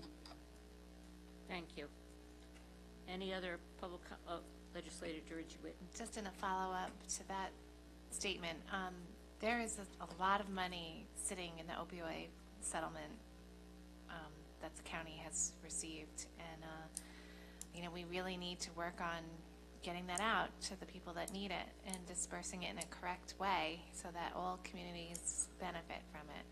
And the fact that we're sitting on it is making me, I'm having a very hard time with that because there are lives involved. And, I have 3, teenage plus kids, and there's so many problems going out there. And especially right now, I know I keep bringing up the fentanyl issue, but that is a whole new game changer. And I think the education has to be there, and I think anything we can do to protect our kids, any tools, even if they're not 100%, I think are so necessary. So that money we have to either discuss it in some type of a committee with input from the public, or whatever we have to do, we have to start doing it immediately, because sitting up in one of our bank accounts is not helping us right now. So I'd like to see that happen.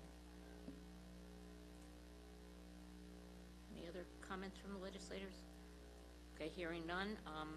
All in favor of clerk item 2202-22 signify by saying aye. Any opposed? Any abstained?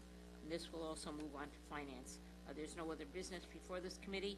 I have a motion to adjourn by Legislator Schaefer, seconded by Legislator Dirigi Whitten.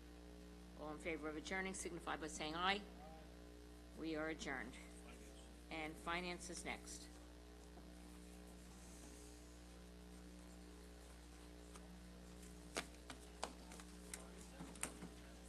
I'm waiting for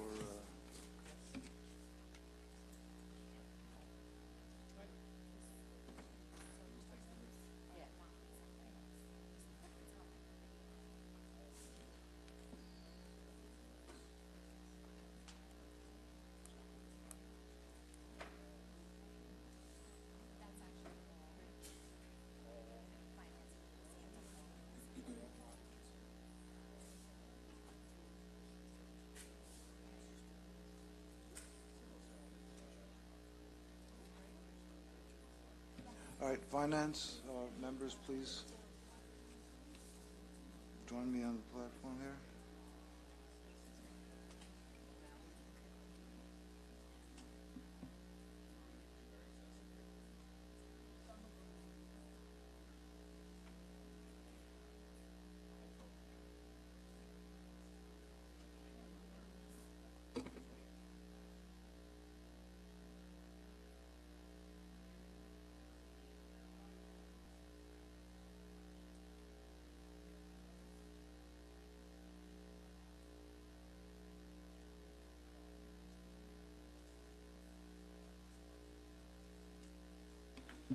All right, Mike, would you please call the roll? Yes. Thank you, Mr. Chairman. Roll call, Legislator Joshua Lafazan. Legislator Lafazan. Okay. Legislator Carrier Solage. Here. Ranking Member Arnold Drucker. Legislator Thomas McKevitt. Vice Chairman John Ferretti. One more time, Legislator Josh Lafazan, not present. Chairman Howard Copel. Here. We have a quorum, sir. Thank you. Legislator Rose Walker. Here. Thank you, Rose. Okay, we've got a number of consent items, which I'll call first. Those items have gone through other committees previously. And those would be numbers 199, 200, 201, 202, 204, 205, 213. And the motion on that is made by Mr. McKevitt, seconded by Mr. Drucker. All those in favor of those consent items, please say aye. Any opposed? Those items pass unanimously. Thank you. Okay, now on the regular calendar, number 196 is a transfer of appropriations. And the motion on that is made by Mr. Ferretti, seconded by Mr., let's see, Mr. Drucker again here. Anyone here on transfer appropriations? OMB? Andy, okay. I'm sorry, which item is this, 218? We'll start with... 196. Yeah, 196. Why don't you go ahead and do well, we'll go through all of your items. Okay. I don't have 190. Just give me 1 second, legislator. Take two. Yeah, do you have it?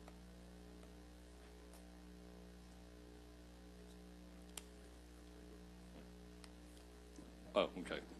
This item is a transfer appropriation between grant funds in the amount of $154,000, $584.12. It's just reallocating the appropriations to different line items in this grant. Any questions? Okay, 197 is yours. Andy Simone Health. This first one is tuberculosis grant. Again, savings in fringe and supplies going into additional salary of staff in the amount of $4,649. And then there is a board transfer in the ATUPA program, savings in salaries and supplies going into fringe in the amount of $4,439. All right. Any questions? All right. Thank you. 198. OMB still?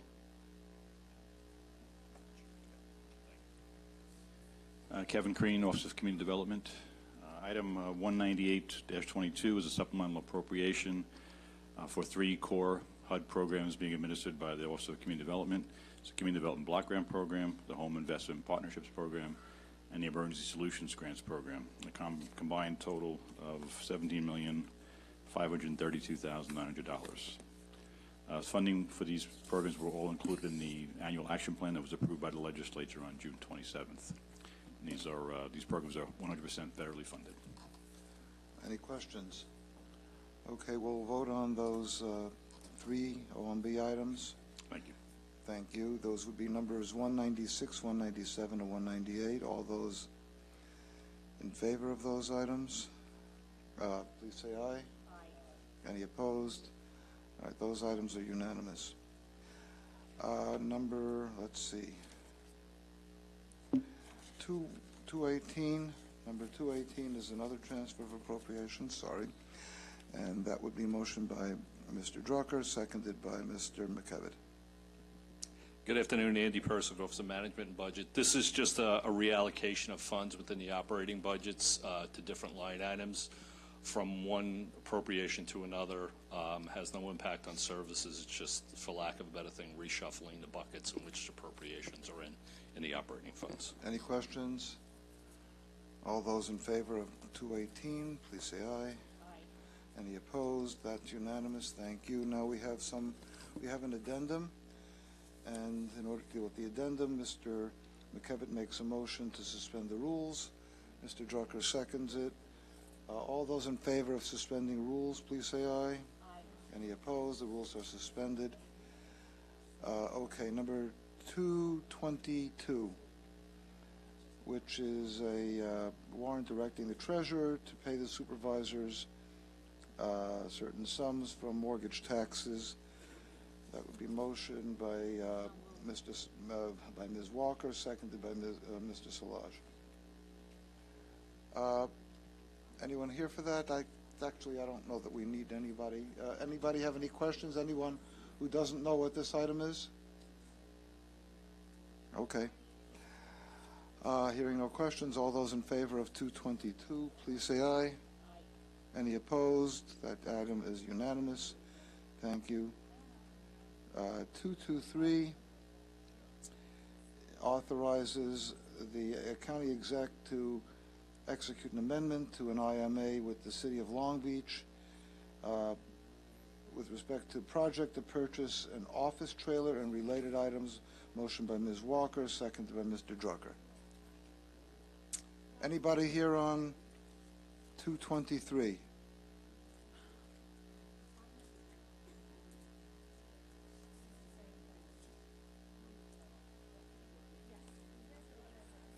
I guess we'll have to table it, no?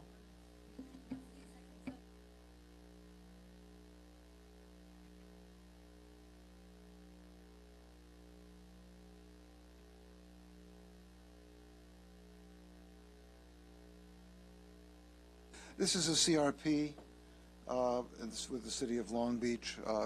If anybody has any questions? No? Okay, then. All those in favor of 223, please say aye. Aye. Any opposed? Thank you. 224 is another IMA with the Village of Kensington. That motion is made by Mr. McKevitt, seconded by Ms. Walker. And that is another IMA. All those in favor of 224, please say aye. Any opposed? That's unanimous. 225 is an agreement with Department of Parks and the Long Beach Historical and Preservation Society. It's a motion by Mr. Ferretti, seconded by Ms. Walker. Good afternoon again, Darcy Bellier, Parks Commissioner. This is a hotel motel tax grant agreement between Nassau County and the Long Beach Historical and Preservation Society. Grant amount of $15,650. The purpose of the grant is to repair and restore windows of their museum building, a 1909 estate home that is used to display exhibits related to Long Beach history and also to host fourth grade classes as part of the Long Beach School District curriculum. Term of this agreement is from July 1st, 2022 to June 30th, 2023. Thank you. Any questions? Okay, all those in favor of 225, please say aye. Thank you. Any opposed? Okay, thank you. That's unanimous. 226 authorizes the county attorney to make an offer of judgment with a compromise and settlement of claims of plaintiff in the action entitled Sharp versus the County of Nassau. And a motion on that is by Mr. Ferretti, seconded by Mr. McKevitt. Now I need a motion for executive session. That is made by Ms. Walker, seconded by Mr. Drucker. All those in favor of going into executive session, please say aye. Any opposed? We're in executive session in which members of the Rules Committee are requested to join.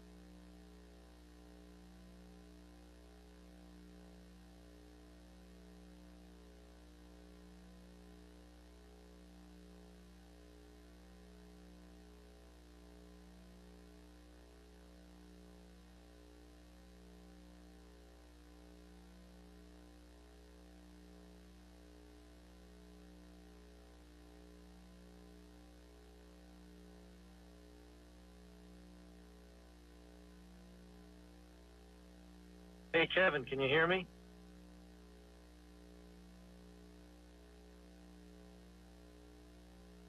Kevin, can you hear me?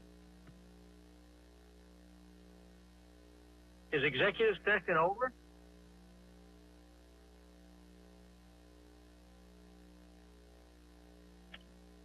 All right. All right, but we're going back into the full edge. Holy cow! What? Okay. All right, I'm on my way back.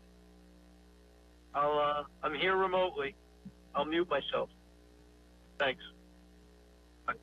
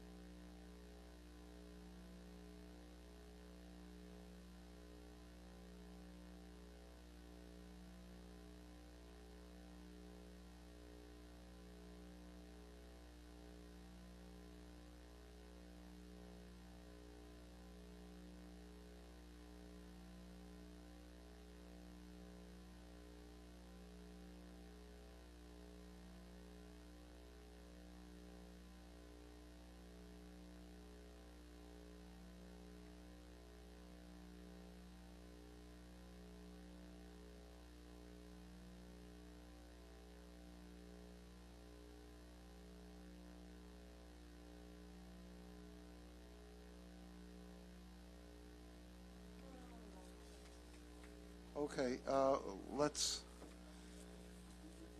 vote on this item 226 of 22. All those in favor of this item, please so signify by saying aye. Those opposed? Aye. So we have, it passes with 4 ayes and 3 abstentions. Actually, is Mr. Lafazette here? He's up there. Fine, okay. So, okay, fine. So it's 403. 4, oh, someone said aye? Josh, No, are you there? I voted with my. Oh, John, you voted for this? No, I voted with you guys. Okay. Mr. Ferretti moves to adjourn. Ms. Walker seconds. All those in favor of adjourning? Aye. Any Aye. opposed? Okay, anyone want to go back and beat this horse a little bit more? No, okay, we're adjourned. No rules. We lost some of our members here.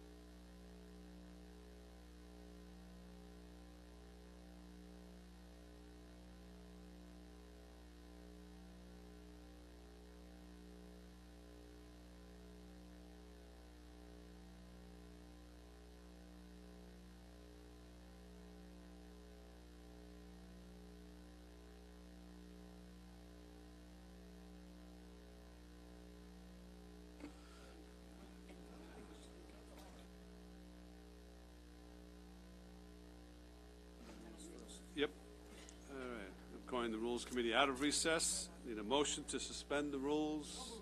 Moved by Legislator Rhodes, seconded by Deputy Presiding Officer Copel. All in favor of suspending the rules signify by saying aye. Those opposed, carries unanimously. Item 195 of 2022 is a resolution authorizing the county executive to execute an intermunicipal agreement with the Incorporated Village of Floral Park in relation to the construction of a pedestrian walkway. Moved by Legislator DeRidge Whitten, seconded by Legislator Schaefer. Any debate or discussion? All in favor, signify by saying aye. Aye. Those opposed? Carries unanimously. I guess I forgot to call consent items. Consent items 196, 197, 198, 199, 200, 201, 202, 204, 205, 213, 218. And on the addendum, 222, 223, 224, and 225. Any debate or discussion on those items? Oh, thank you. Motion by Minority Leader Abrahams, seconded by Legislator Rhodes. Any debate or discussion on these items? Any public comment? All in favor signify by saying aye. Aye. Those opposed? Aye. They carry unanimously. Next item is 215. Do not.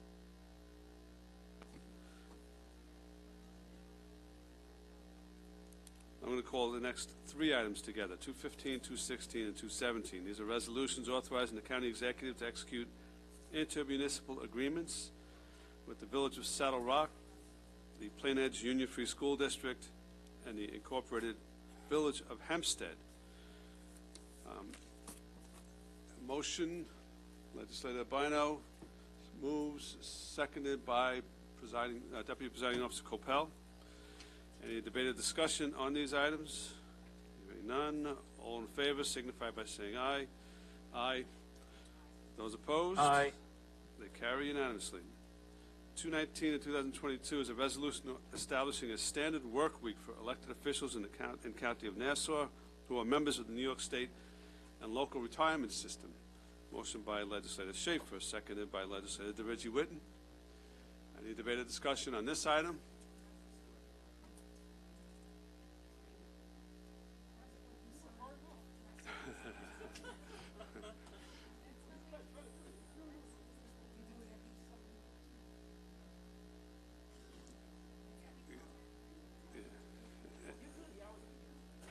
Okay.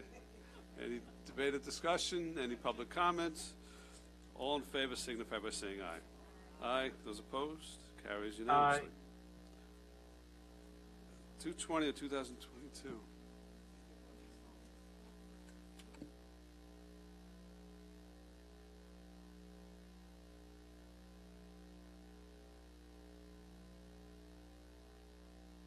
There he was. Item 220 of 2022 is an ordinance making certain determinations pursuant to SECRA and authorizing the county executive to execute a parking license agreement between the county and the Incorporated Village of Hempstead in connection with the use of parking spaces at various locations within the Incorporated Village. Good afternoon, legislators. Kevin Walsh. Oh, wait, hold on. From, Motion. sorry. Motion by Minority Leader Abrahams, seconded by Legislator Rhodes. Thank you again. Thank you. Kevin Walsh, Office of Real Estate Services. This is a new agreement and, in essence, a renewal of our parking license for the various county employees and court personnel who work in the Village of Hempstead and utilize the various parking fields. It's a 3-year license with a 2-year option that could be added. We've actually reduced spaces. We had last license had provided for 655 spaces. This is 625, and the village is offering it to us at the same rate, so there's no increase. Okay. Thank you very much. Any questions? Hearing none. Any public comments? All in favor of this item signify by saying aye. Aye. Those opposed? Aye. Carries unanimously. Thank you. Thank you. 226 of 2022 is a resolution authorizing the county attorney to make an offer of settlement, an offer of judgment for the compromise and settlement of claims of plaintiff as set forth in the action entitled Sharp versus the County of Nassau. Motion by Legislator Rhodes, seconded by Deputy Presiding Officer Copel. Any debated discussion? Any public comment? All in favor signify by saying aye. Opposed? Abstaining? Aye. So it passes by a vote of 4 affirmative and 3 abstentions. Motion to adjourn. Legislator Rhodes, seconded by Legislator Schaefer.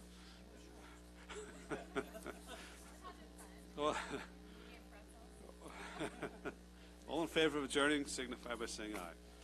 Opposed? Carries unanimously.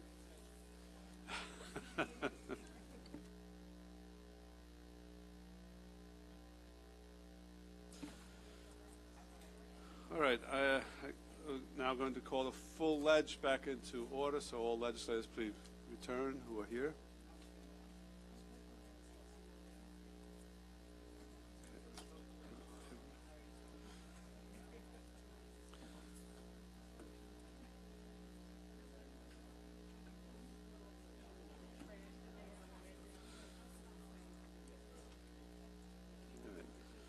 So we have several items, 3 items on the calendar. Calendar number 3, resolution number 96, a resolution declaring a capital budget emergency pursuant to Section 310D of the County Government Law of Nassau County. Motion by Legislator Walker, seconded by Legislator Gaylor. That puts the item before us. We need to have an amendment in the nature of substitution. This amends the capital budget emergency resolution to reflect that project 41887, Museum Row renovation and expansion, and project 51001, District Attorney Information Technology Infrastructure, are new projects in the 2021 capital budget amendment. So we need a motion to amend. Legislator Walker makes that motion. Legislator Gaylor seconds that motion. Any debate or discussion on the amendment? All in favor of the amendment signify by saying aye. Aye. Those opposed to the amendment? Those opposed? Passes. The amendment passes unanimously. Now we have the item as amendment. All in favor of the item as amended signify by saying aye. Aye. Those opposed? Carries unanimously. The next item is calendar number 4, ordinance number 35 of 2022. An ordinance to amend ordinance number 126 of 2020, adopting the capital budget for the County of Nassau for the first year of the 4-year capital plan to commence on January 1st, 2021, pursuant to the provisions of Section 310 of the County Government Law of Nassau County.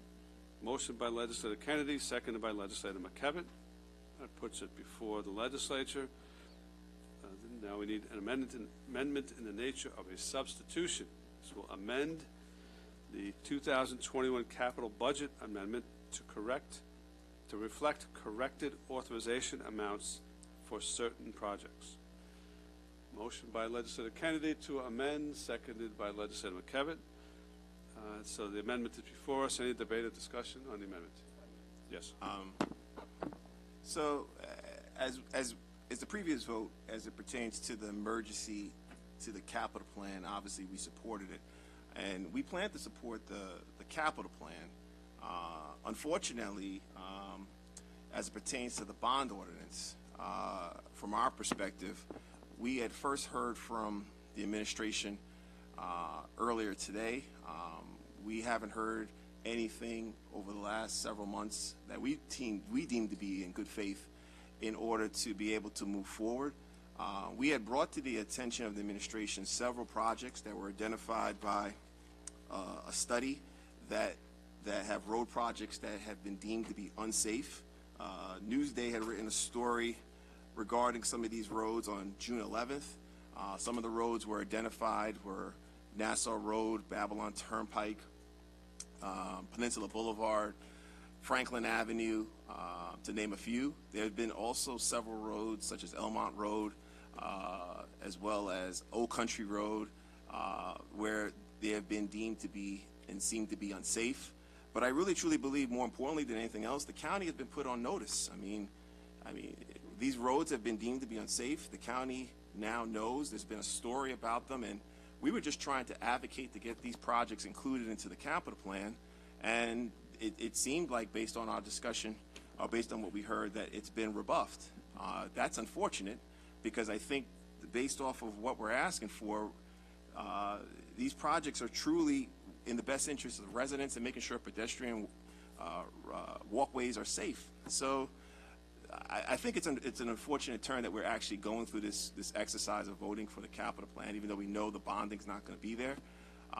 That being said, we understand that there are public safety, there are district attorney, Nassau County Police Department items in here. We would be more than happy to vote for that stuff right now. We'll bond it, get it done. I believe there's $17 million in PD/DA, maybe even some correction projects. Fire Commission, sorry, that are in here. We'll be prepared to do those today. But it seems to be, by the administration, it's an all or nothing approach, which I truly think is unfortunate. I guess this will get hammered out over the next 3 weeks. But from our standpoint, we truly believe that we can do this today. The projects that we are asking for in the legislative minority are all projects that the county has been on notice for a while. And quite frankly, if the administration had reached out to us in those time frames, we would have gladly shared that with them, that these projects was a priority. I mean, granted, some of these projects actually predate this administration, and for some reason, when they showed up in previous capital plans with the other administration, today they're not here, which is unfortunate.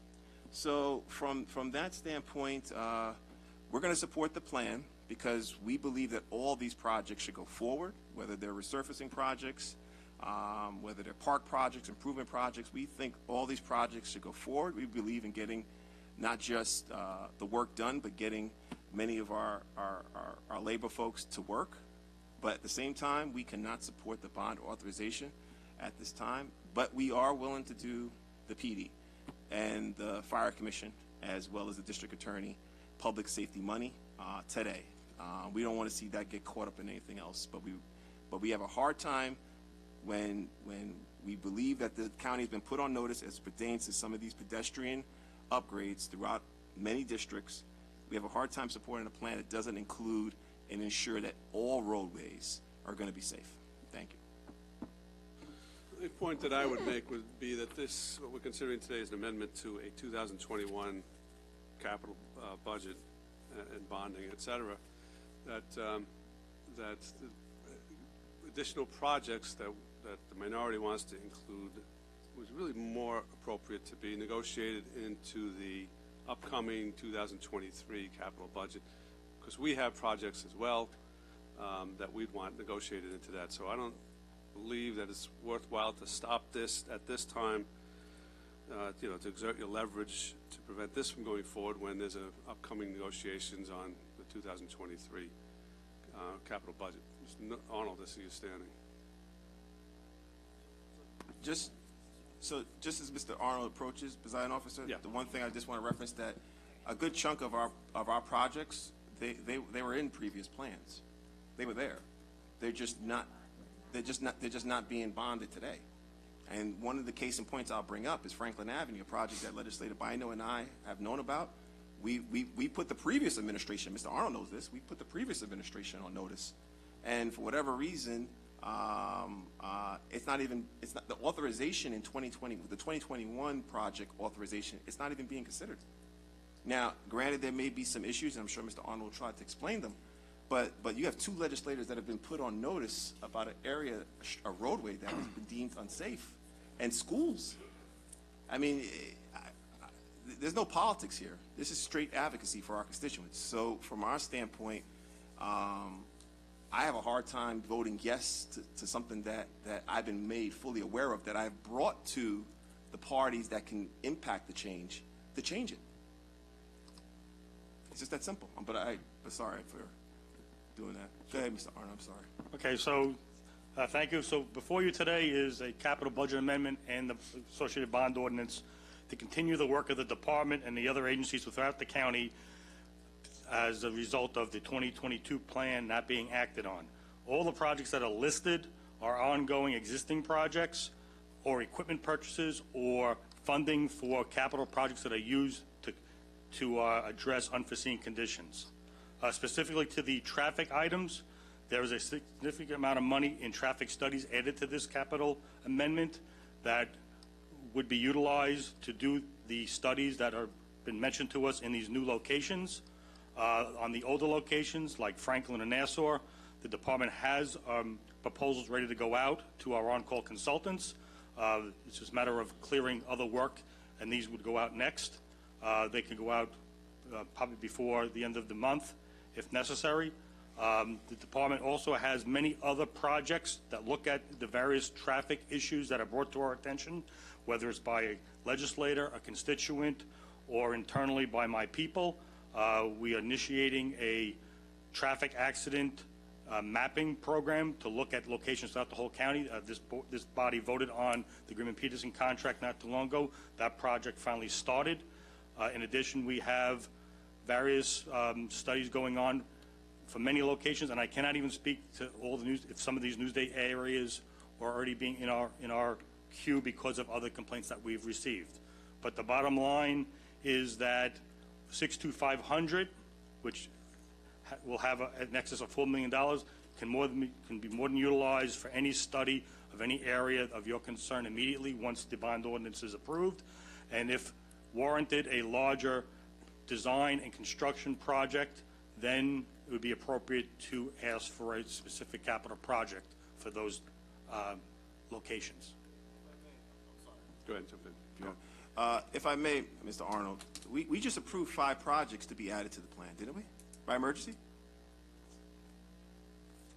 You approved? We just did the museum. We just did a couple other projects. Well, we just approved 5 projects to be added to the capital The plan. museum was necessary because this body approved a agreement with the Armor Museum, and this is the funding that was never allocated for that. I'm not going to get into the merits of what's important versus not important. Obviously, I voted for them, as we did. We think they're all important. But what we're saying is that the projects in these neighborhoods are just as important. Understood. So I mean, we can't make the argument that it's funded through other sources. We could. Why didn't we say that about these other projects? Why couldn't we just fund them through other sources? The bottom line is those projects have line items in the capital plan. That's what we're asking for here. Line items.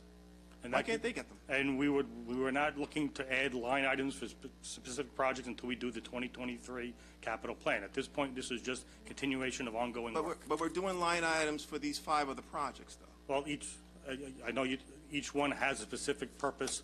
The parking lot by the family court needs to be addressed in a timely manner to coincide with the family court project. That's why it was added as a specific project. I'm not. Look, I know you don't. I'm all for it. Okay. I'm for everybody getting everything they need for their constituents. That's not my issue. So no one has to sell me on this stuff. I just voted for it, so I'm for it. I'm going to vote for the capital plan. I'm just not going to support the bond ordinance unless you're going to break out the PD and the public safety stuff, because that stuff I'm ready to do today.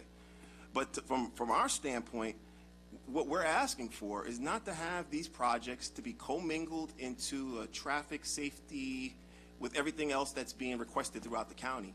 I mean, these are projects that the county's been put on notice. We all value. Yes, we put on notice by Newsday, but until we do the study, do we know what the merits of the notice are? And that's what 62500's whole purpose is not to end up with, dozens of capital projects for traffic until the initial work is done and the scopes are identified. And then we put together specific project specific. But some of these projects can have been known about for years. I don't know about you, but I've known about Franklin Avenue. I think we brought that up before. Babylon, same thing. Elmont Road in Legislative Salages District, I know it's been known about for quite some time. Well, Elmont Road, we've completed between Elmont Road and Dutch Broadway about $1.5 million of construction improvements in that. But the one thing we did talk about today, that there is an intersection where the mosque is located, where he's brought to this attention since going back to 2019 Legislative Salages. And we addressed, we addressed that at that time, saying that the county does not want to put up uncontrolled crosswalks and that the residents need to use the closest intersection to cross. If that needs to be revisited, I'm open to do that. There are other projects that we're working on to try to control unprotected crosswalks. We can go back and look at that, but at that time, that was our response. But we have the Sheridan Avenue project that was proposed in '22. And it has not been adopted. But I guess it seems like to me this is really more of an issue. I don't know. I can't explain what the issue is really, because it sounds like to me, if I'm hearing you, and I trust you because I've known you for many years, going back to the time when I was in the finance office of the Judy Jacobs. So it's not an issue of that. But it sounds like to me that the administration is prepared to fund them because they're going to pay for a lot of the studies through multiple different ways for a lot of these projects. I mean, I don't know if it's going to include everything that Legislator Drucker would like to see on Old Country Road or Stillwell Park that Legislator Lafazan would like to see that get done. But some of these road projects you are saying today that you would cover them through the traffic study 62,500. Yes. But so what we're asking for is for the projects to be broken out, very similar to what we just did, I want to say 10 minutes ago, for the 5 projects that were broken out before we did the emergency to include in the capital plan. Why are those projects being deemed so differently than the ones that we're asking for? That's the part I don't understand. I mean, this amendment that's in front of you is at least 6 weeks in the making, and that's when we're looking to proceed with our, we have many projects that have momentum that I need to keep on moving forward. We can keep saying what's the impact of a 2-week delay, a 3-week delay, a 2-week delay, but it does commingle everything else that this department needs to put out on the street, and to keep pace is, we felt it was important, when we developed this amendment, it's probably 2 or 3 months ago, to keep forward progress on completing or moving forward the existing scheduled work. Okay, so so you're saying it's extremely important that we do the bond today. We're prepared to do the public safety today. Why couldn't the public safety be broken out of the rest of the bond package? We've done that in the past. We've done it many different iterations. For a couple of years, we did every single bond ordinance as its own item for the same purpose.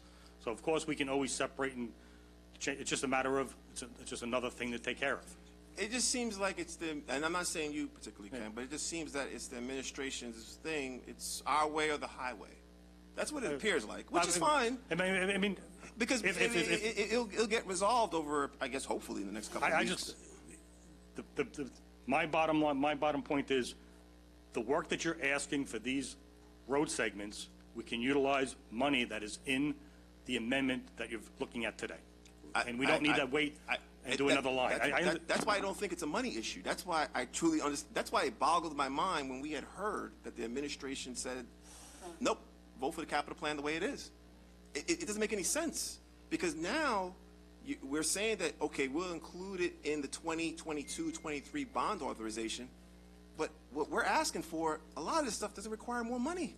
It just requires it to be in its own line so that we can point and tell our constituents, look, it's going to be funded here, and here's the dollar amount for it, rather than have being commingled. If someone else gets hurt on one of these roads, we're not going to be able to say, hey, it's commingled in the traffic study money. We're going to take care of it. We want to be able to say it's taken care of, and here's the line item for Peninsula Boulevard or Old Country Road or Babylon Turnpike or Grand Avenue. We want to be able to say that and point to that. And the only thing that's holding us up is that we have to do a SECRA to be able to develop a capital line in the budget. Well, we could do that on August 8th. Why couldn't we do that on August 8th? So it's not a money issue. It really isn't. I got to tell you, honestly, it sounds like it's our way or the highway type of thing, which is unfortunate because we're talking about people's lives. These are not pork projects. These are real projects. And I hate the way that it's being described, because one of the projects, I believe it was Nassau Road, is being described as a streetscape. Well, that's how it was submitted initially, but we've taken that in the department and expanded ourselves to include resurfacing and traffic improvements. If anybody tried to walk across Nassau Road, it's the furthest thing from a streetscape that what needs to happen with there. I mean, I don't know. I look forward to the study, but I don't need a study to tell me that that's a very unsafe road. Ugh, I'm probably going to put myself on the record and get myself in trouble with this. But it's not the safest road to cross. And to me, I don't need a study to prove that. But to me, it just seems like today the administration has taken this approach where, you know, safety upgrades and pedestrian walkways in these neighborhoods the administration's don't not need a saying- line item. the administration's But not saying they're not- But they're not Museum doing- Row and these other items that we just did 10 minutes ago, we broke those out. We did those by emergency. We added them to the capital plan. They got their own line. Those projects, we're good. We can do those, but we can't do But to be these. clear, the administration's not saying that we're not doing the projects. We're saying the funding exists in this amendment to do what you want to do. And then the line item could be added once the study is completed or near completion, so we understand the scope and the magnitude of cost at that time. I got it. But So I don't think we're disagreeing that. But we're not disagreeing with the funding. But what we are disagreeing with is that we just 5 minutes ago we just added 5 projects to the capital plan by emergency that are going to be a part of the bond authorization. We just did that. But now it seems like the projects that we're proposing that we would like to see that are not poor projects, that are good projects that go towards addressing pedestrian walkway safety are not going to be added by the same way. But again, this amendment's been in the process of being presented to you. It's been back and forth for a number of weeks. And we've presented some of these projects, as you know, Ken. But not all of them. No. Okay, I'm not disagreeing with Franklin or the ones that are in the plan. I'm not disagreeing, but the other projects are new. I don't disagree with you with Franklin. The ones that the legislative Bino has a bunch. You had a couple. I'm not disagreeing. They have line items, but the other items that we want to add, my position is that we have the funding in the amendment for 62,500 to kick those off. I think you have both set forth your positions adequately at this point. Sure, Mr. Bino. Thank you. Mr. Arnold, so, Commissioner Arnold, so thank you for acknowledging Franklin Avenue and that it's an existing project that really should have taken place and should have started a long time ago. I know COVID happened and other things occurred, but you and I both, you know, have met several times. We've talked in depth about the Academy School and the problems that, you know, one encounters in that area, especially during admission in the morning and when they dismiss at night. And so not only did we know about those issues, because I'm getting complaints on a regular basis in my office, it's now memorialized and it's in the Newsday article. I don't see why this particular line item still did not get the bond. It's not up for bond. It should be out for the bond with everything else that's going out. I don't understand why we would be holding that back. So even if you wanted to argue that Peninsula, because I'm trying to address Peninsula is a new project, I don't understand why this administration will not fund the issues to be corrected on Franklin Avenue. Answer that for me, please. Working with OMB, we don't bond for construction until we have a project ready to go to bid in that calendar year. And since we have not started the study or design, when we're not ready to allocate or identify how much construction funding, which is why we did not put in a bond ordinance for those projects for construction. Did you put in the bond ordinance for the design component? It's already there, yes. Okay. So how long is the design likely to take? Once the consultant starts, you're probably talking 6 to 8 months study and design. 6 to 8 months. And then we're going to wait, what, until that's done? I'm just trying to get an idea of what we're talking about here. Like, when will pedestrians be safe in that area? I mean, if... Because this is a project from, like, 2019 or 2019. 2019 or 2020, I figured. I thought it was 2019, but if not, then it was early. It's one of those 2 years. Yep. It might have been a 2020 plan that was put in 2019. There's a couple plans ended up later, and the design, 6 to 7 months, then you have procurement, and then we go to construction. That's the 3 phases of how work happens. Like I'm working with Legislator DeRiggi right now on Shore and Prospect. And we just had a community meeting, and we had the same conversations. And it's just a matter of getting consensus and then getting into final plans and specs, and then getting the job out to bid. I will say that on the Franklin job, I think we need to go back and look at our notes. I don't believe the limits included the school. Oh, it did, because I But remember. I don't know if. It's specific, because I remember you and I both We talked about it, yes, remarking but I think about that- how terrible it was in that Right, area. but Because that's my focus, is that academy We may have square. to change, because I think when we initially talked about this months ago, I don't think the limits included that. It may have changed since then. They definitely do include it. All right. They definitely include it. I- And the money's there. It definitely includes it. All right, top of my head, I think there's a disconnect there, though, but that can be straightened out. I'm not worried about that piece of it. That's the whole purpose of me doing this whole Mhm. endeavor, is to make that area safe, okay? All right. And then, so Peninsula, which has also been identified as an issue, are we saying that, what's the timeline for pedestrians to be safe in that area?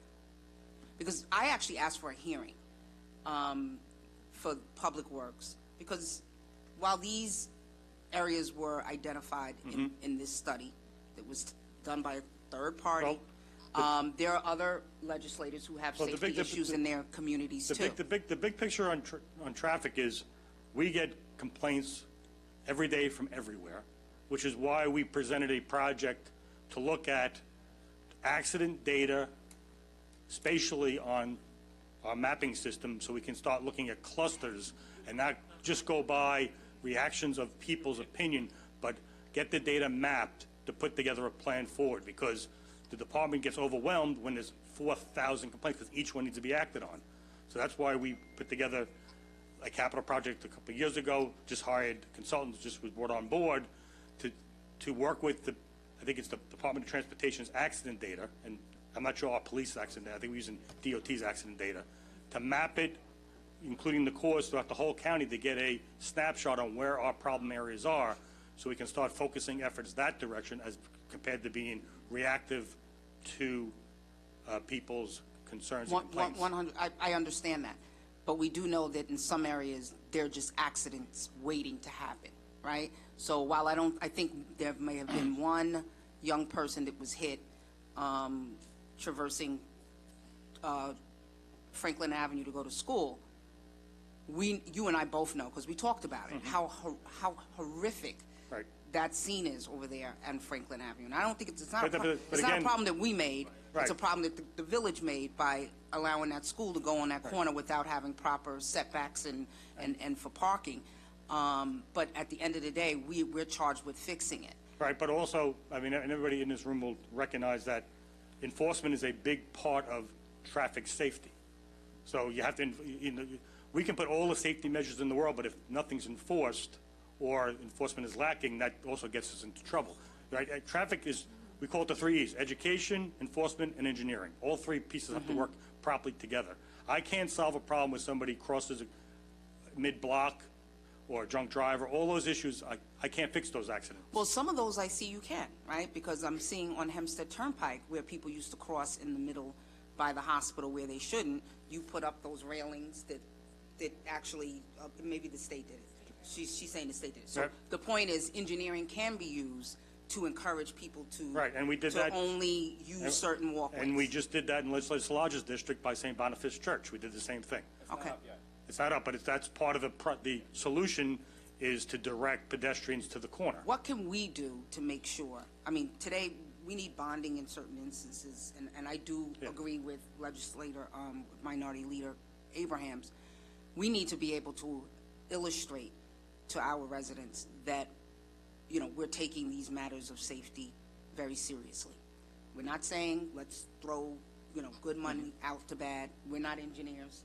We have a lot of attorneys here, but I don't think anyone here is an engineer.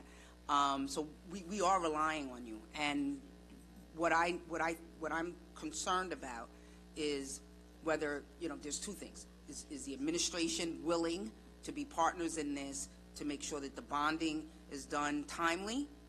And then the other part is, do you have everything you need to be able, and that's why I wanted to have a hearing, because sometimes I feel like these projects, sometimes they take longer than I would even expect, and I've worked in government, over a 2 decades. So to the general public, it seems like we're not moving fast enough to be able to remedy these issues.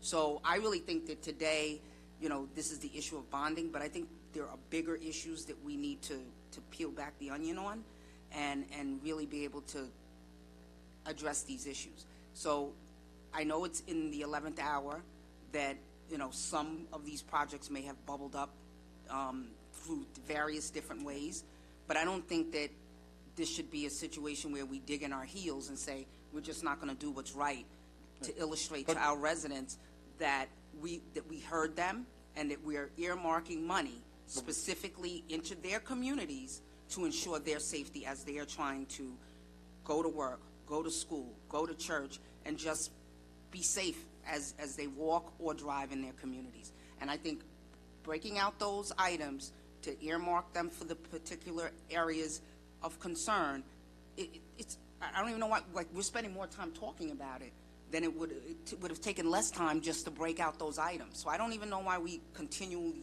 do these things. But it's a loss for everyone if we just don't break it out. You say you're going to do it, just break it out. Just break it out. And moreover, the ones that have the bonding, that have legitimate projects, bond them. Bond for them specifically. That's the ask of this side of the aisle. That's our ask. Okay. Legislator Ferretti. Thanks. Hello, Ken. How you doing? Good afternoon. Can you, just shifting over to the public safety portion of the plan, can you specifically list the items that would be used for the funding in the public safety portion? I believe it's ambulances, ambulance equipment, sheriff vehicles, fire marshal vehicles, snow plows, mosquito control equipment, and I believe there's PD fleet in there. I might be off on that one, but to name a few. You have tasers, you have firearms, all those items. Bulletproof vests?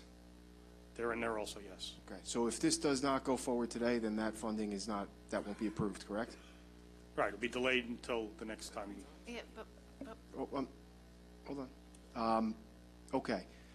Now, I want to make sure I understand, because I'm sure many of us on this side of the aisle have projects that we're looking to have completed as well in our districts, myself included. We've talked about Polaris, and you explained to me just over the weekend that that's an item that will not start until next year, and so this amendment today is just for projects that are actually about to start in this year, correct? Yes, correct. Right, and so projects that we have that are going to start next year, that we will address in the upcoming capital plan for 23, correct? Right, which starts next month, that conversation.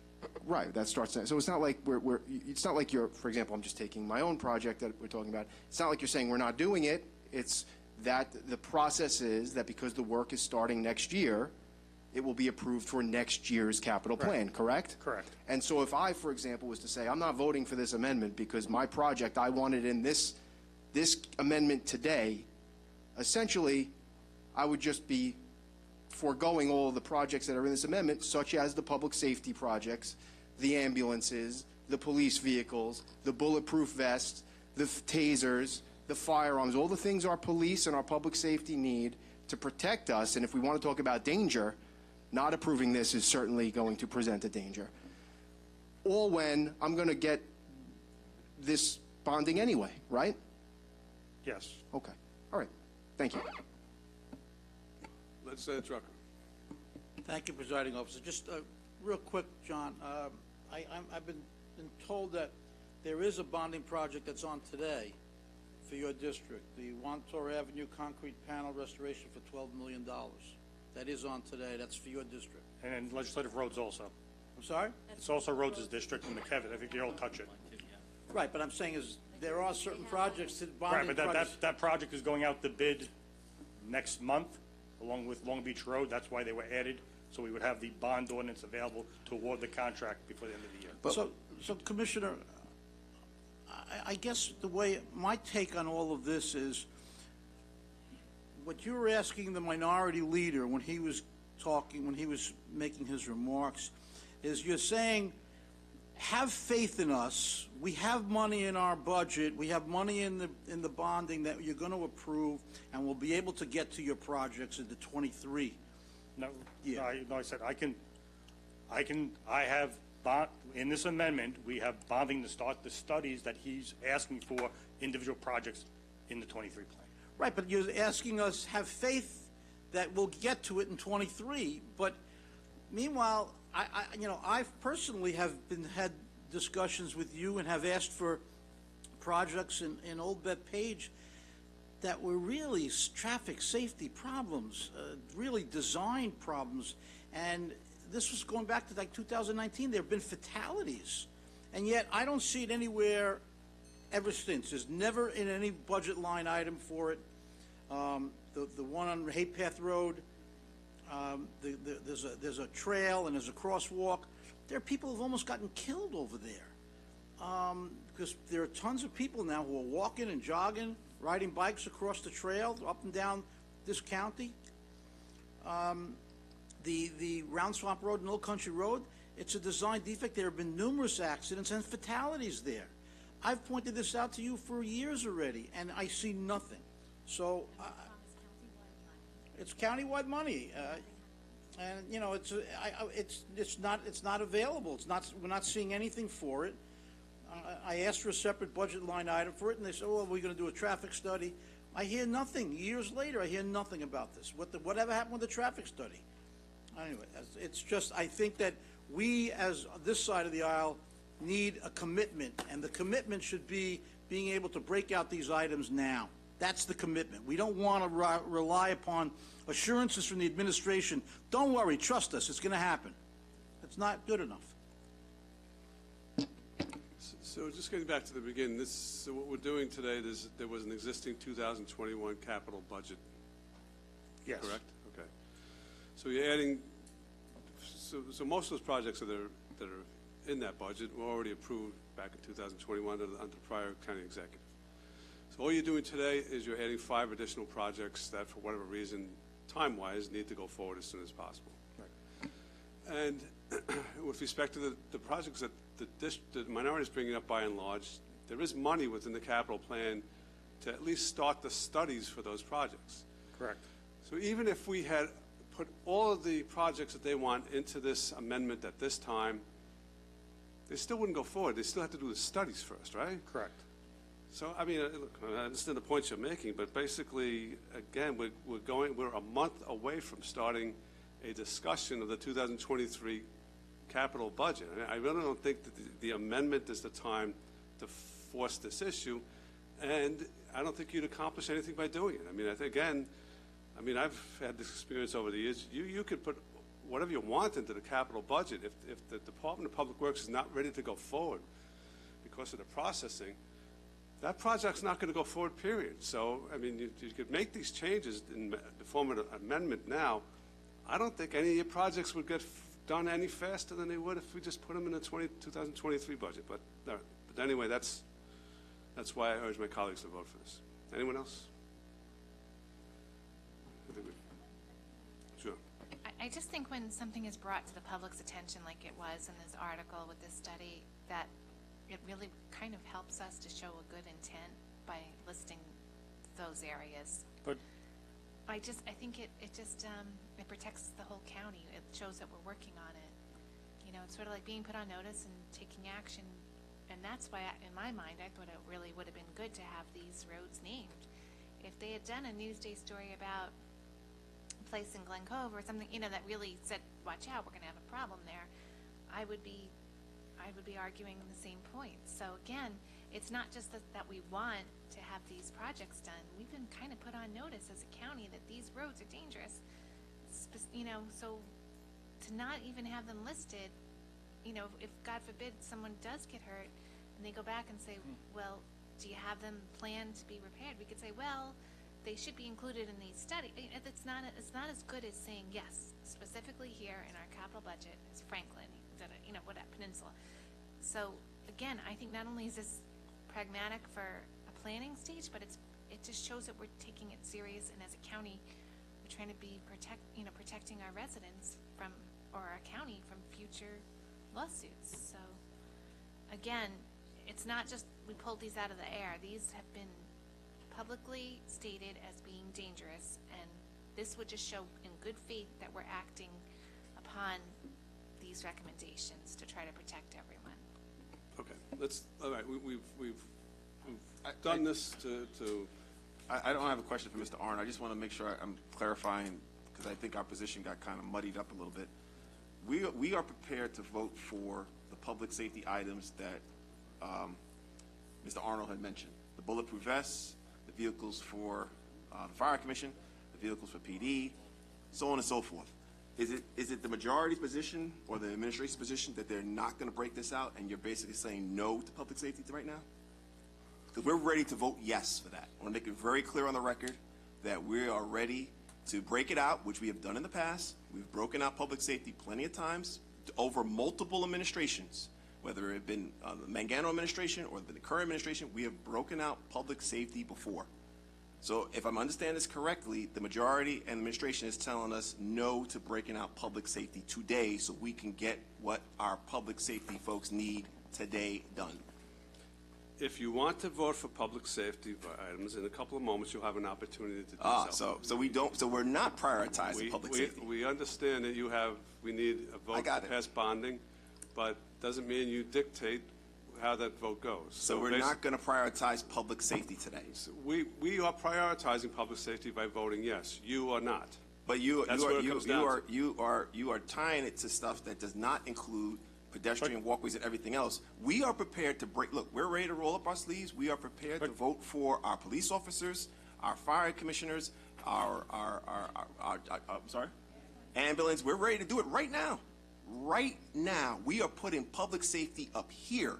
You are telling us today it's got to be all this $160 million and not the $17 million that's for public safety. That's what you're saying to us. But just if I can add one thing, most of these projects, whether they're police or public works, all drill back down to public safety. I'm doing Wantor Avenue because of public safety. I'm doing Long Beach Road because of public safety. I'm entering into an IMA with the village of Matincock for public safety. It's a drainage issue. Arnold, no disrespect. I understand what you're saying. Those are public safety. But there's a big difference between a police officer having a bulletproof vest and a street being fixed. It just is. So from that standpoint, we are prepared to make sure our officers have vehicles, that our officers have bulletproof vests. We're ready to vote on it right now. But if I see Mr. Walsh sitting there, I want to make sure, is this the administration's position that we are saying no to public safety today when we have, I'm counting, it looks like at least 17, 18 votes that are going to vote for you today. Is that what we're saying? So I want to make sure I'm clear, because I want to make sure the record is clear on our side. We're ready to vote yes. Our police officers are going to get what they need if it is broken out today. There is no reason not to do it, unless there's some other political agenda that I'm not aware of. So, I mean, here's the difference. Your vote is conditional. Ours is not. We are voting for these amendments. You're saying, give us what we want. No. Give us what we want, and we'll vote for public safety. Give us what we want, and we'll vote for. So we don't want a conditional vote. We don't want your conditional support. You have an opportunity in a couple of minutes to vote for these items. You'll get an opportunity to say yes. We hope you do so. No, obviously, you're misinterpreting. Your vote is conditional because you're saying that you won't include these projects. Our vote's not good. We're saying we're ready to vote for public. Look, we understand. I've been around the block like you, Rich, for many years. Yeah. I understand that this stuff goes back and forth in negotiations. I get it. Why get public safety caught up in that stuff that has to go back and forth? Now, walkways and pedestrian walkways, making sure our roads are safe, really shouldn't be negotiated. We should just do it because it's the right thing to do. But I understand. We're going to have to hammer that out over the next couple of weeks. But why hold up police officers getting bulletproof vests? Why hold up police officers from getting vehicles? Fire. We could do that now. I know you guys are all for helping our police. Why don't you? We could do it now. So we could put this. We could put the stuff that matters the most, which we all agree, making sure officers have bulletproof vests with everything that's going on in this world. Every time I turn around, there's some type of shooting that's happening. Everything that's going on in this world, let's make sure our officers got what they need. We could do it right now. We could do the right thing right now. And then over the next 3 weeks, I promise you, my side, Mr. Walsh, Ken Arnold, your side, we'll figure out the rest. We can figure it out. But we can't turn our backs today on police officers and our fire commission workers and our ambulance equipment. We Good. can't turn our back to You'll have an opportunity to vote Okay, yes in so a few I got it. moments. So you are turning your back. You have an opportunity to not turn your back by voting yes in a few minutes. Legislator Ferretti. I'm just, for the sake of curiosity, which specific line items does the minority object to in this capital plan? You don't reject to any of them, so you're simply saying remove items you don't object to. So you'll vote on some that you don't object to. But we're saying add items. Or We're not removing anything. Hold on. Add items or sever the parts of the capital plan that you object to. We don't. Then, No. You don't object to it. Then why not vote in favor of it? No. What we heard was that public safety is the priority. We're prepared to vote for the public safety today. What about the other parts? The other parts need to include these pedestrian walkways, which we've been put on notice, which they should be a part of the So what you're process. saying is that you're not going to vote in favor of items that you support. You said that in a way that I'm trying to think. Well, you're claiming the items that you want severed, you support, correct? No, yeah, I think you're mixing. I don't think I am. Well, the items that you want taken out of this vote, you support, correct? Absolutely. We So support then the police. you're asking to have things removed from the plan, not No. voting. Yes. No, not removed from the plan, not voted on today.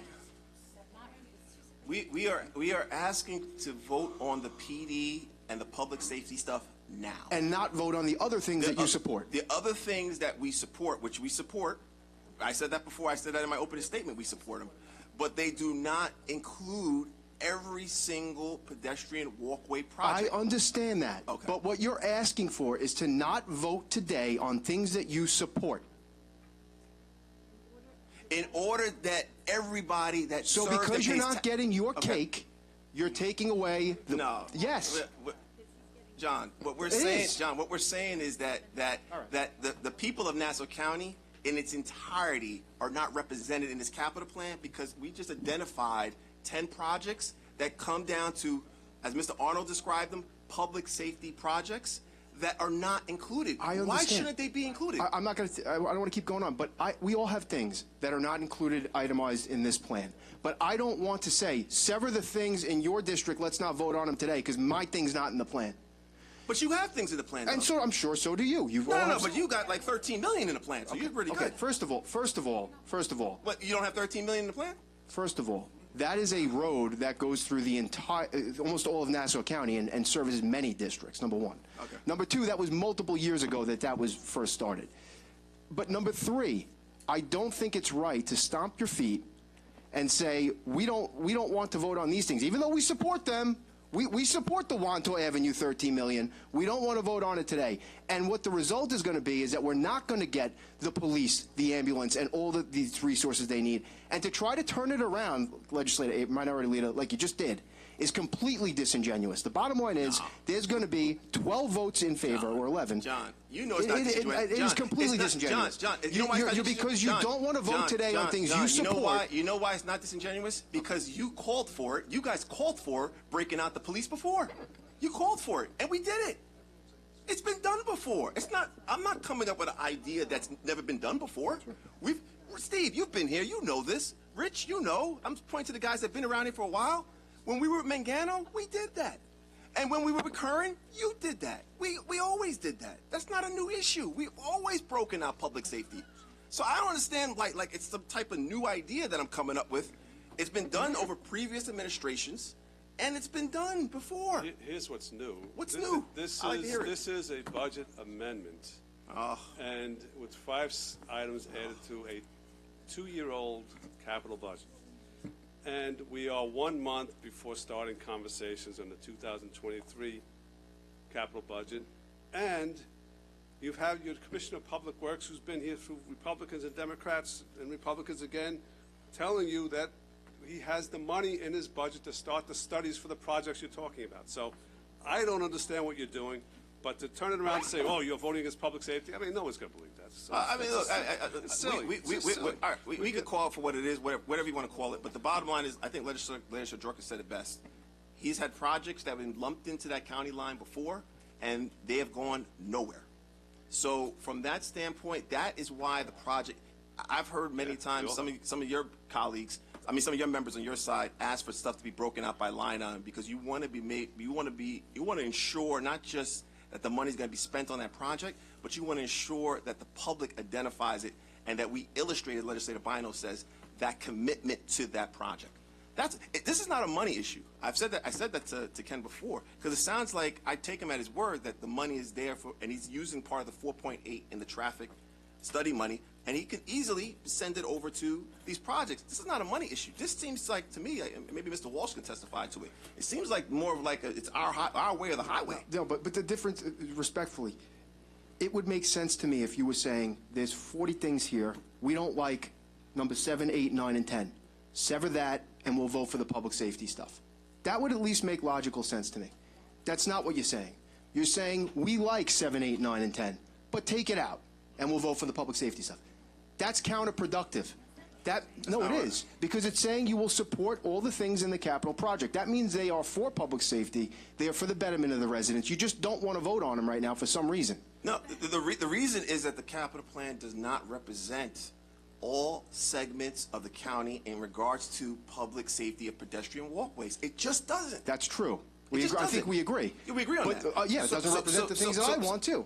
But that doesn't mean I'm going to say no to the good things in the capital plan because I'm not getting my cake right now. Well, no, it's not about getting my cake. It's about being able to illustrate to our residents, to all of our residents. I mean, frankly, I don't know who drives home and is not going to go down Franklin Avenue. We all drive down Franklin Avenue. I should want to think that we want to make sure we don't hit somebody on the way there. So the bottom line is these roadways impact everyone. It's the right thing to do. The story was out in June 11th. We were put on notice. If something else happens and we don't have it identified in the capital plan, guess what? We're going to be settling another suit. But we can do it today. It sounds like, based on what Mr. Arnold said, the money's there for a lot of this stuff. So we're I would say we're like 90% there. So if someone made a decision, which I would like to know who it is, but you know what? Maybe it's irrelevant. Someone made a decision that, you know what? Even though the money's there, we're not going to line item it today. We're not going to line. We're not going to give the legislative minority what they want because they're asking for it, whatever may be the case. Someone made that decision. Yeah, I could tell you who. County Executive Curran. This is her capital plan. If your items weren't in it, then, that's the previous county executive made that decision. But I'm being facetious. I got it. Okay. Legislator Rhodes. Yeah, it's just, I know that everybody is saying that these road projects are in public safety projects. I mean, essentially is the argument that you're making. But some of these things are important. We're talking about the Wanta Avenue project, for example, which goes, as Legislator Ferretti mentioned, through multiple districts. There are areas, and it's part of this project, there are areas of Wanta Avenue that don't have sidewalks. I mean, I've got kids walking to school in the wintertime that nobody shovels the grass next to their house. So I've got kids that are forced to walk on Wanta Avenue in order to be able to get to school. If one of those kids gets hit by a car, what am I supposed to tell them? Oh, it wasn't a public safety issue and the minority didn't vote for it? I mean, that's, it's the decision that you're making, which is to take a project that's ready to go. It's supposed to go out to bid now to get started next year, and now that's going to go on the back burner someplace and it's never going to get done. Yeah, I mean, it's supposed to start now. I mean, what are we supposed to do with that? I mean, you're treating these projects as though they don't impact public safety, and you're culling out the projects for police officers. We're going to deal with, a month from now, we're going to deal with next year's capital budget, next year's capital plan. There's an opportunity to talk about additional projects. There's stuff that I wanted in this budget, in these budget amendments, that I'm not getting either. But to hold up worthwhile projects that do have a direct impact on public safety, to me, is just being spiteful, and I don't understand it. I mean, look, I understand using leverage as a negotiating tactic and trying to get what you want. But that's essentially what's happening. And we're holding up by not approving the bonding today. We're holding up worthwhile projects that do directly impact on public safety. We're perfectly happy to have a discussion a month from now about additional projects for next year's capital plan. I don't understand the benefits of holding it up. And this is, forget the politics. I wish I could just turn the mics off because honestly, do you remember us breaking out public safety and PD projects in the past under County Executive Mangano and County Executive Curran? But breaking out public safety projects, right? Breaking out vests for police officers is not going to address the public safety problem that we have on Wants Avenue. But Steve, that's not my question, though. My question is, we ended up passing capital. I'm having a one-on-one discussion with you. Right. Forget the politics. We've had this stuff happen before, where the politics comes up and we go back and forth. But I remember, and that's what I'm asking you for. I remember while all that stuff needed to be worked out, I remember us multiple times over multiple administrations breaking out PD because we said this is stuff that matters. And when the Mangano administration came to me and asked me to do that, we did it. And I believe when the current administration came to you guys, you did it. So from that standpoint, why is it any different now? All of these projects matter. But what I'm trying to say is they matter, and I'm confident they're going to get done. But we have a chance today to do the same thing that we've done in the past. And I'm only saying this to highlight you because I know you were there with me over those multiple years, like Rich was, and I can't remember everybody, maybe Laura, and maybe Rose. I can't remember everybody that was actually here going back to the beginnings of the Mangano administration. But from that standpoint, Howard's very quiet right now, so he knows I'm right. But that being said, Actually, my opinion is that you guys are beating this thing to death. The horse is dead. Leave it alone. All right. Have mercy. Let's just. Howard, for that. You could just both going back and forth and saying the exact same things over and over. Like I said. And there's no audience. I get it. And there are no reporters. I got it, Howard. I got it. I'll just say, like I said before, we don't see breaking out the public safety any different than the times it's been broken out before. We could come up with these examples of why it shouldn't be done now, but to me, there is no difference in when we did it over a Republican administration or a Democrat administration. We should be able to do it now. Okay. This is calendar item 4, ordinance number 35, 2022, as amended. Oh, Arthur, go ahead. Arthur Walsh, Chief Deputy County Executive. It's great hearing all the arguments and different arguments about what's together, what's not. What is a fact is that we received an email from your finance director at 3:34 today, adding 6 items, including the 2 you missed, Mr. Drucker. If this was such an important issue, then why did we receive it while we were here? So this adding of items might have been good when Ken started doing the plan several weeks ago. But to throw 6 of them at us at 3:30 while we're down here is disingenuous, is spiteful, and our position is to go forward with the bill the way it is and not throw in the 11th hour, Your really the administration, 12th and a half hour, Mr. Walsh, 6 items. I'm not too sure if you're aware, but your administration told us no to new projects. Told us no at 3:34. No. That email was in response that we had received from Mr. Astuni that the capital plan was going to go forward, so we wanted to make Correct. sure So our you project. threw in, you just decided to throw 6 more items in there. No. Ken didn't know about those 6 items. No. 1 o'clock he found out. So if you Well, think that's fair, Mr. negotiating when we were deliberating, I'm speaking. Well, I was speaking first, actually, though. But go ahead. The floor is yours. When Ms. Darcy's been getting emails back and forth from us about this capital plan, we have an interest in public safety. We have an interest in safe roads. To throw stuff at us at 3:30 today or 1 o'clock, I got it at 3:30, is not playing fair ball. So it is what it is, and we wish to go ahead with the vote.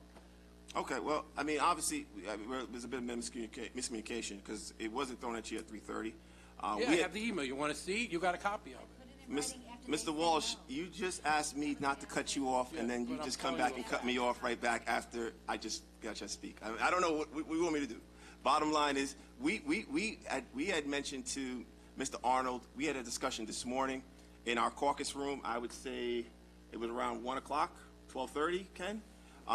However, in that discussion, many of these projects, they're not new.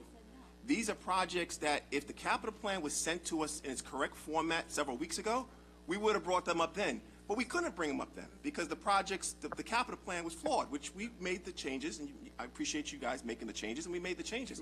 So then we basically just got your revised capital plan last week. Not with any discussion, not any outreach. I think, Mr. Walsh, this is like the first time I'm actually seeing you here talking. So from that standpoint, we didn't get any outreach from you guys. We never saw it, never heard about it. The plan didn't change in substance, it was a changing in the numbers. So the identified projects were the same identified projects from several weeks ago. So any change that we made, there was some issue with the spreadsheet, the numbers.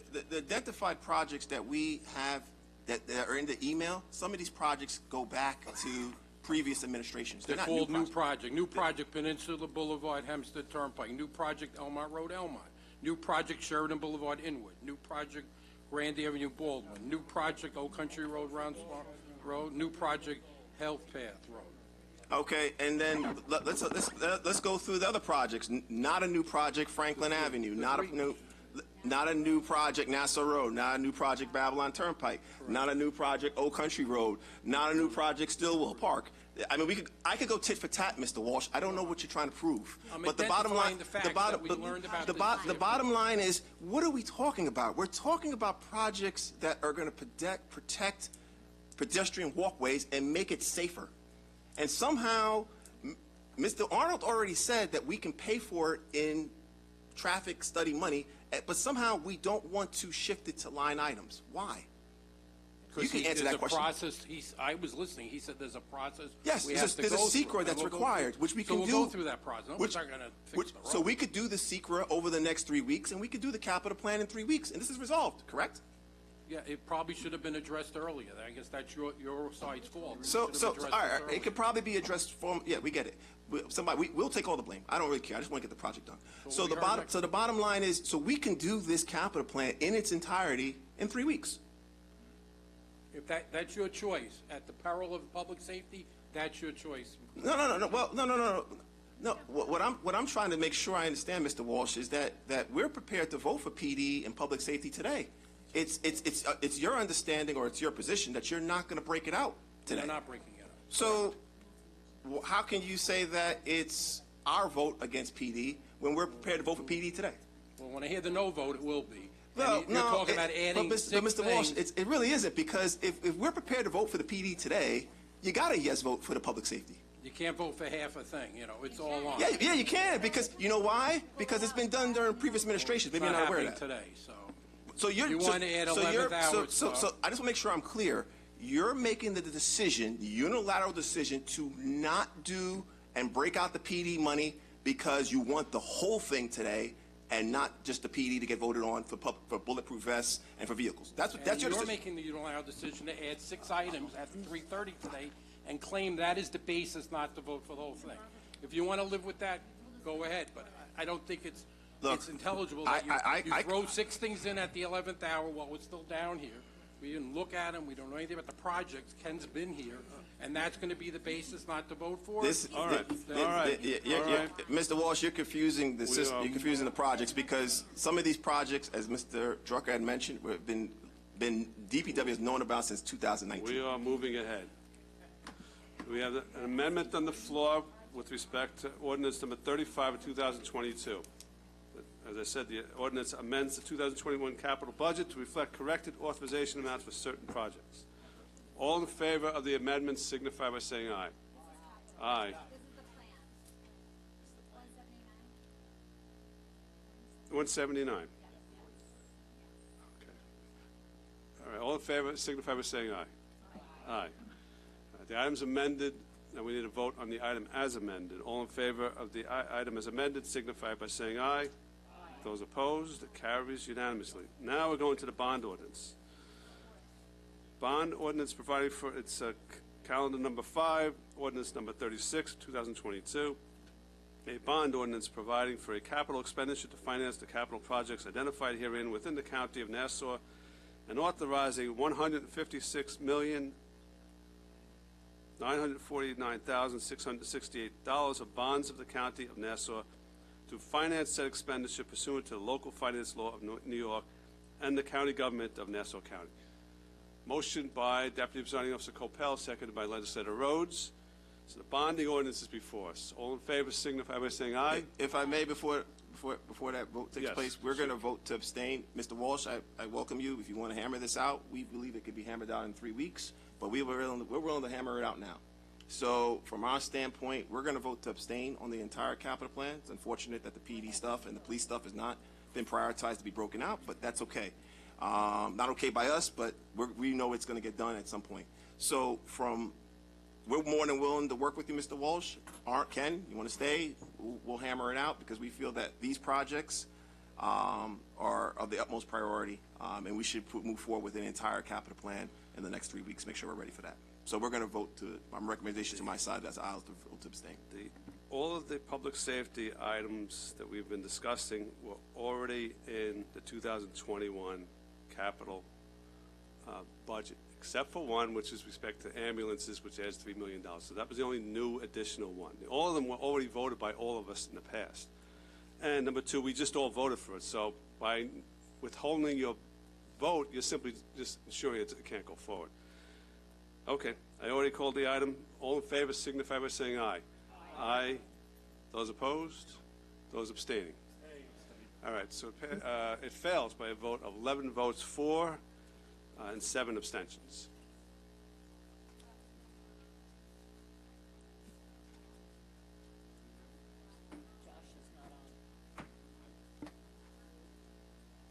All right. Okay, 11, 6 abstentions. Motion to reset, motion to adjourn. Moved by Legislator Walker, seconded by Legislator Gaylor. All in favor of adjourning signify by saying aye. Aye. Those opposed? Carries unanimously.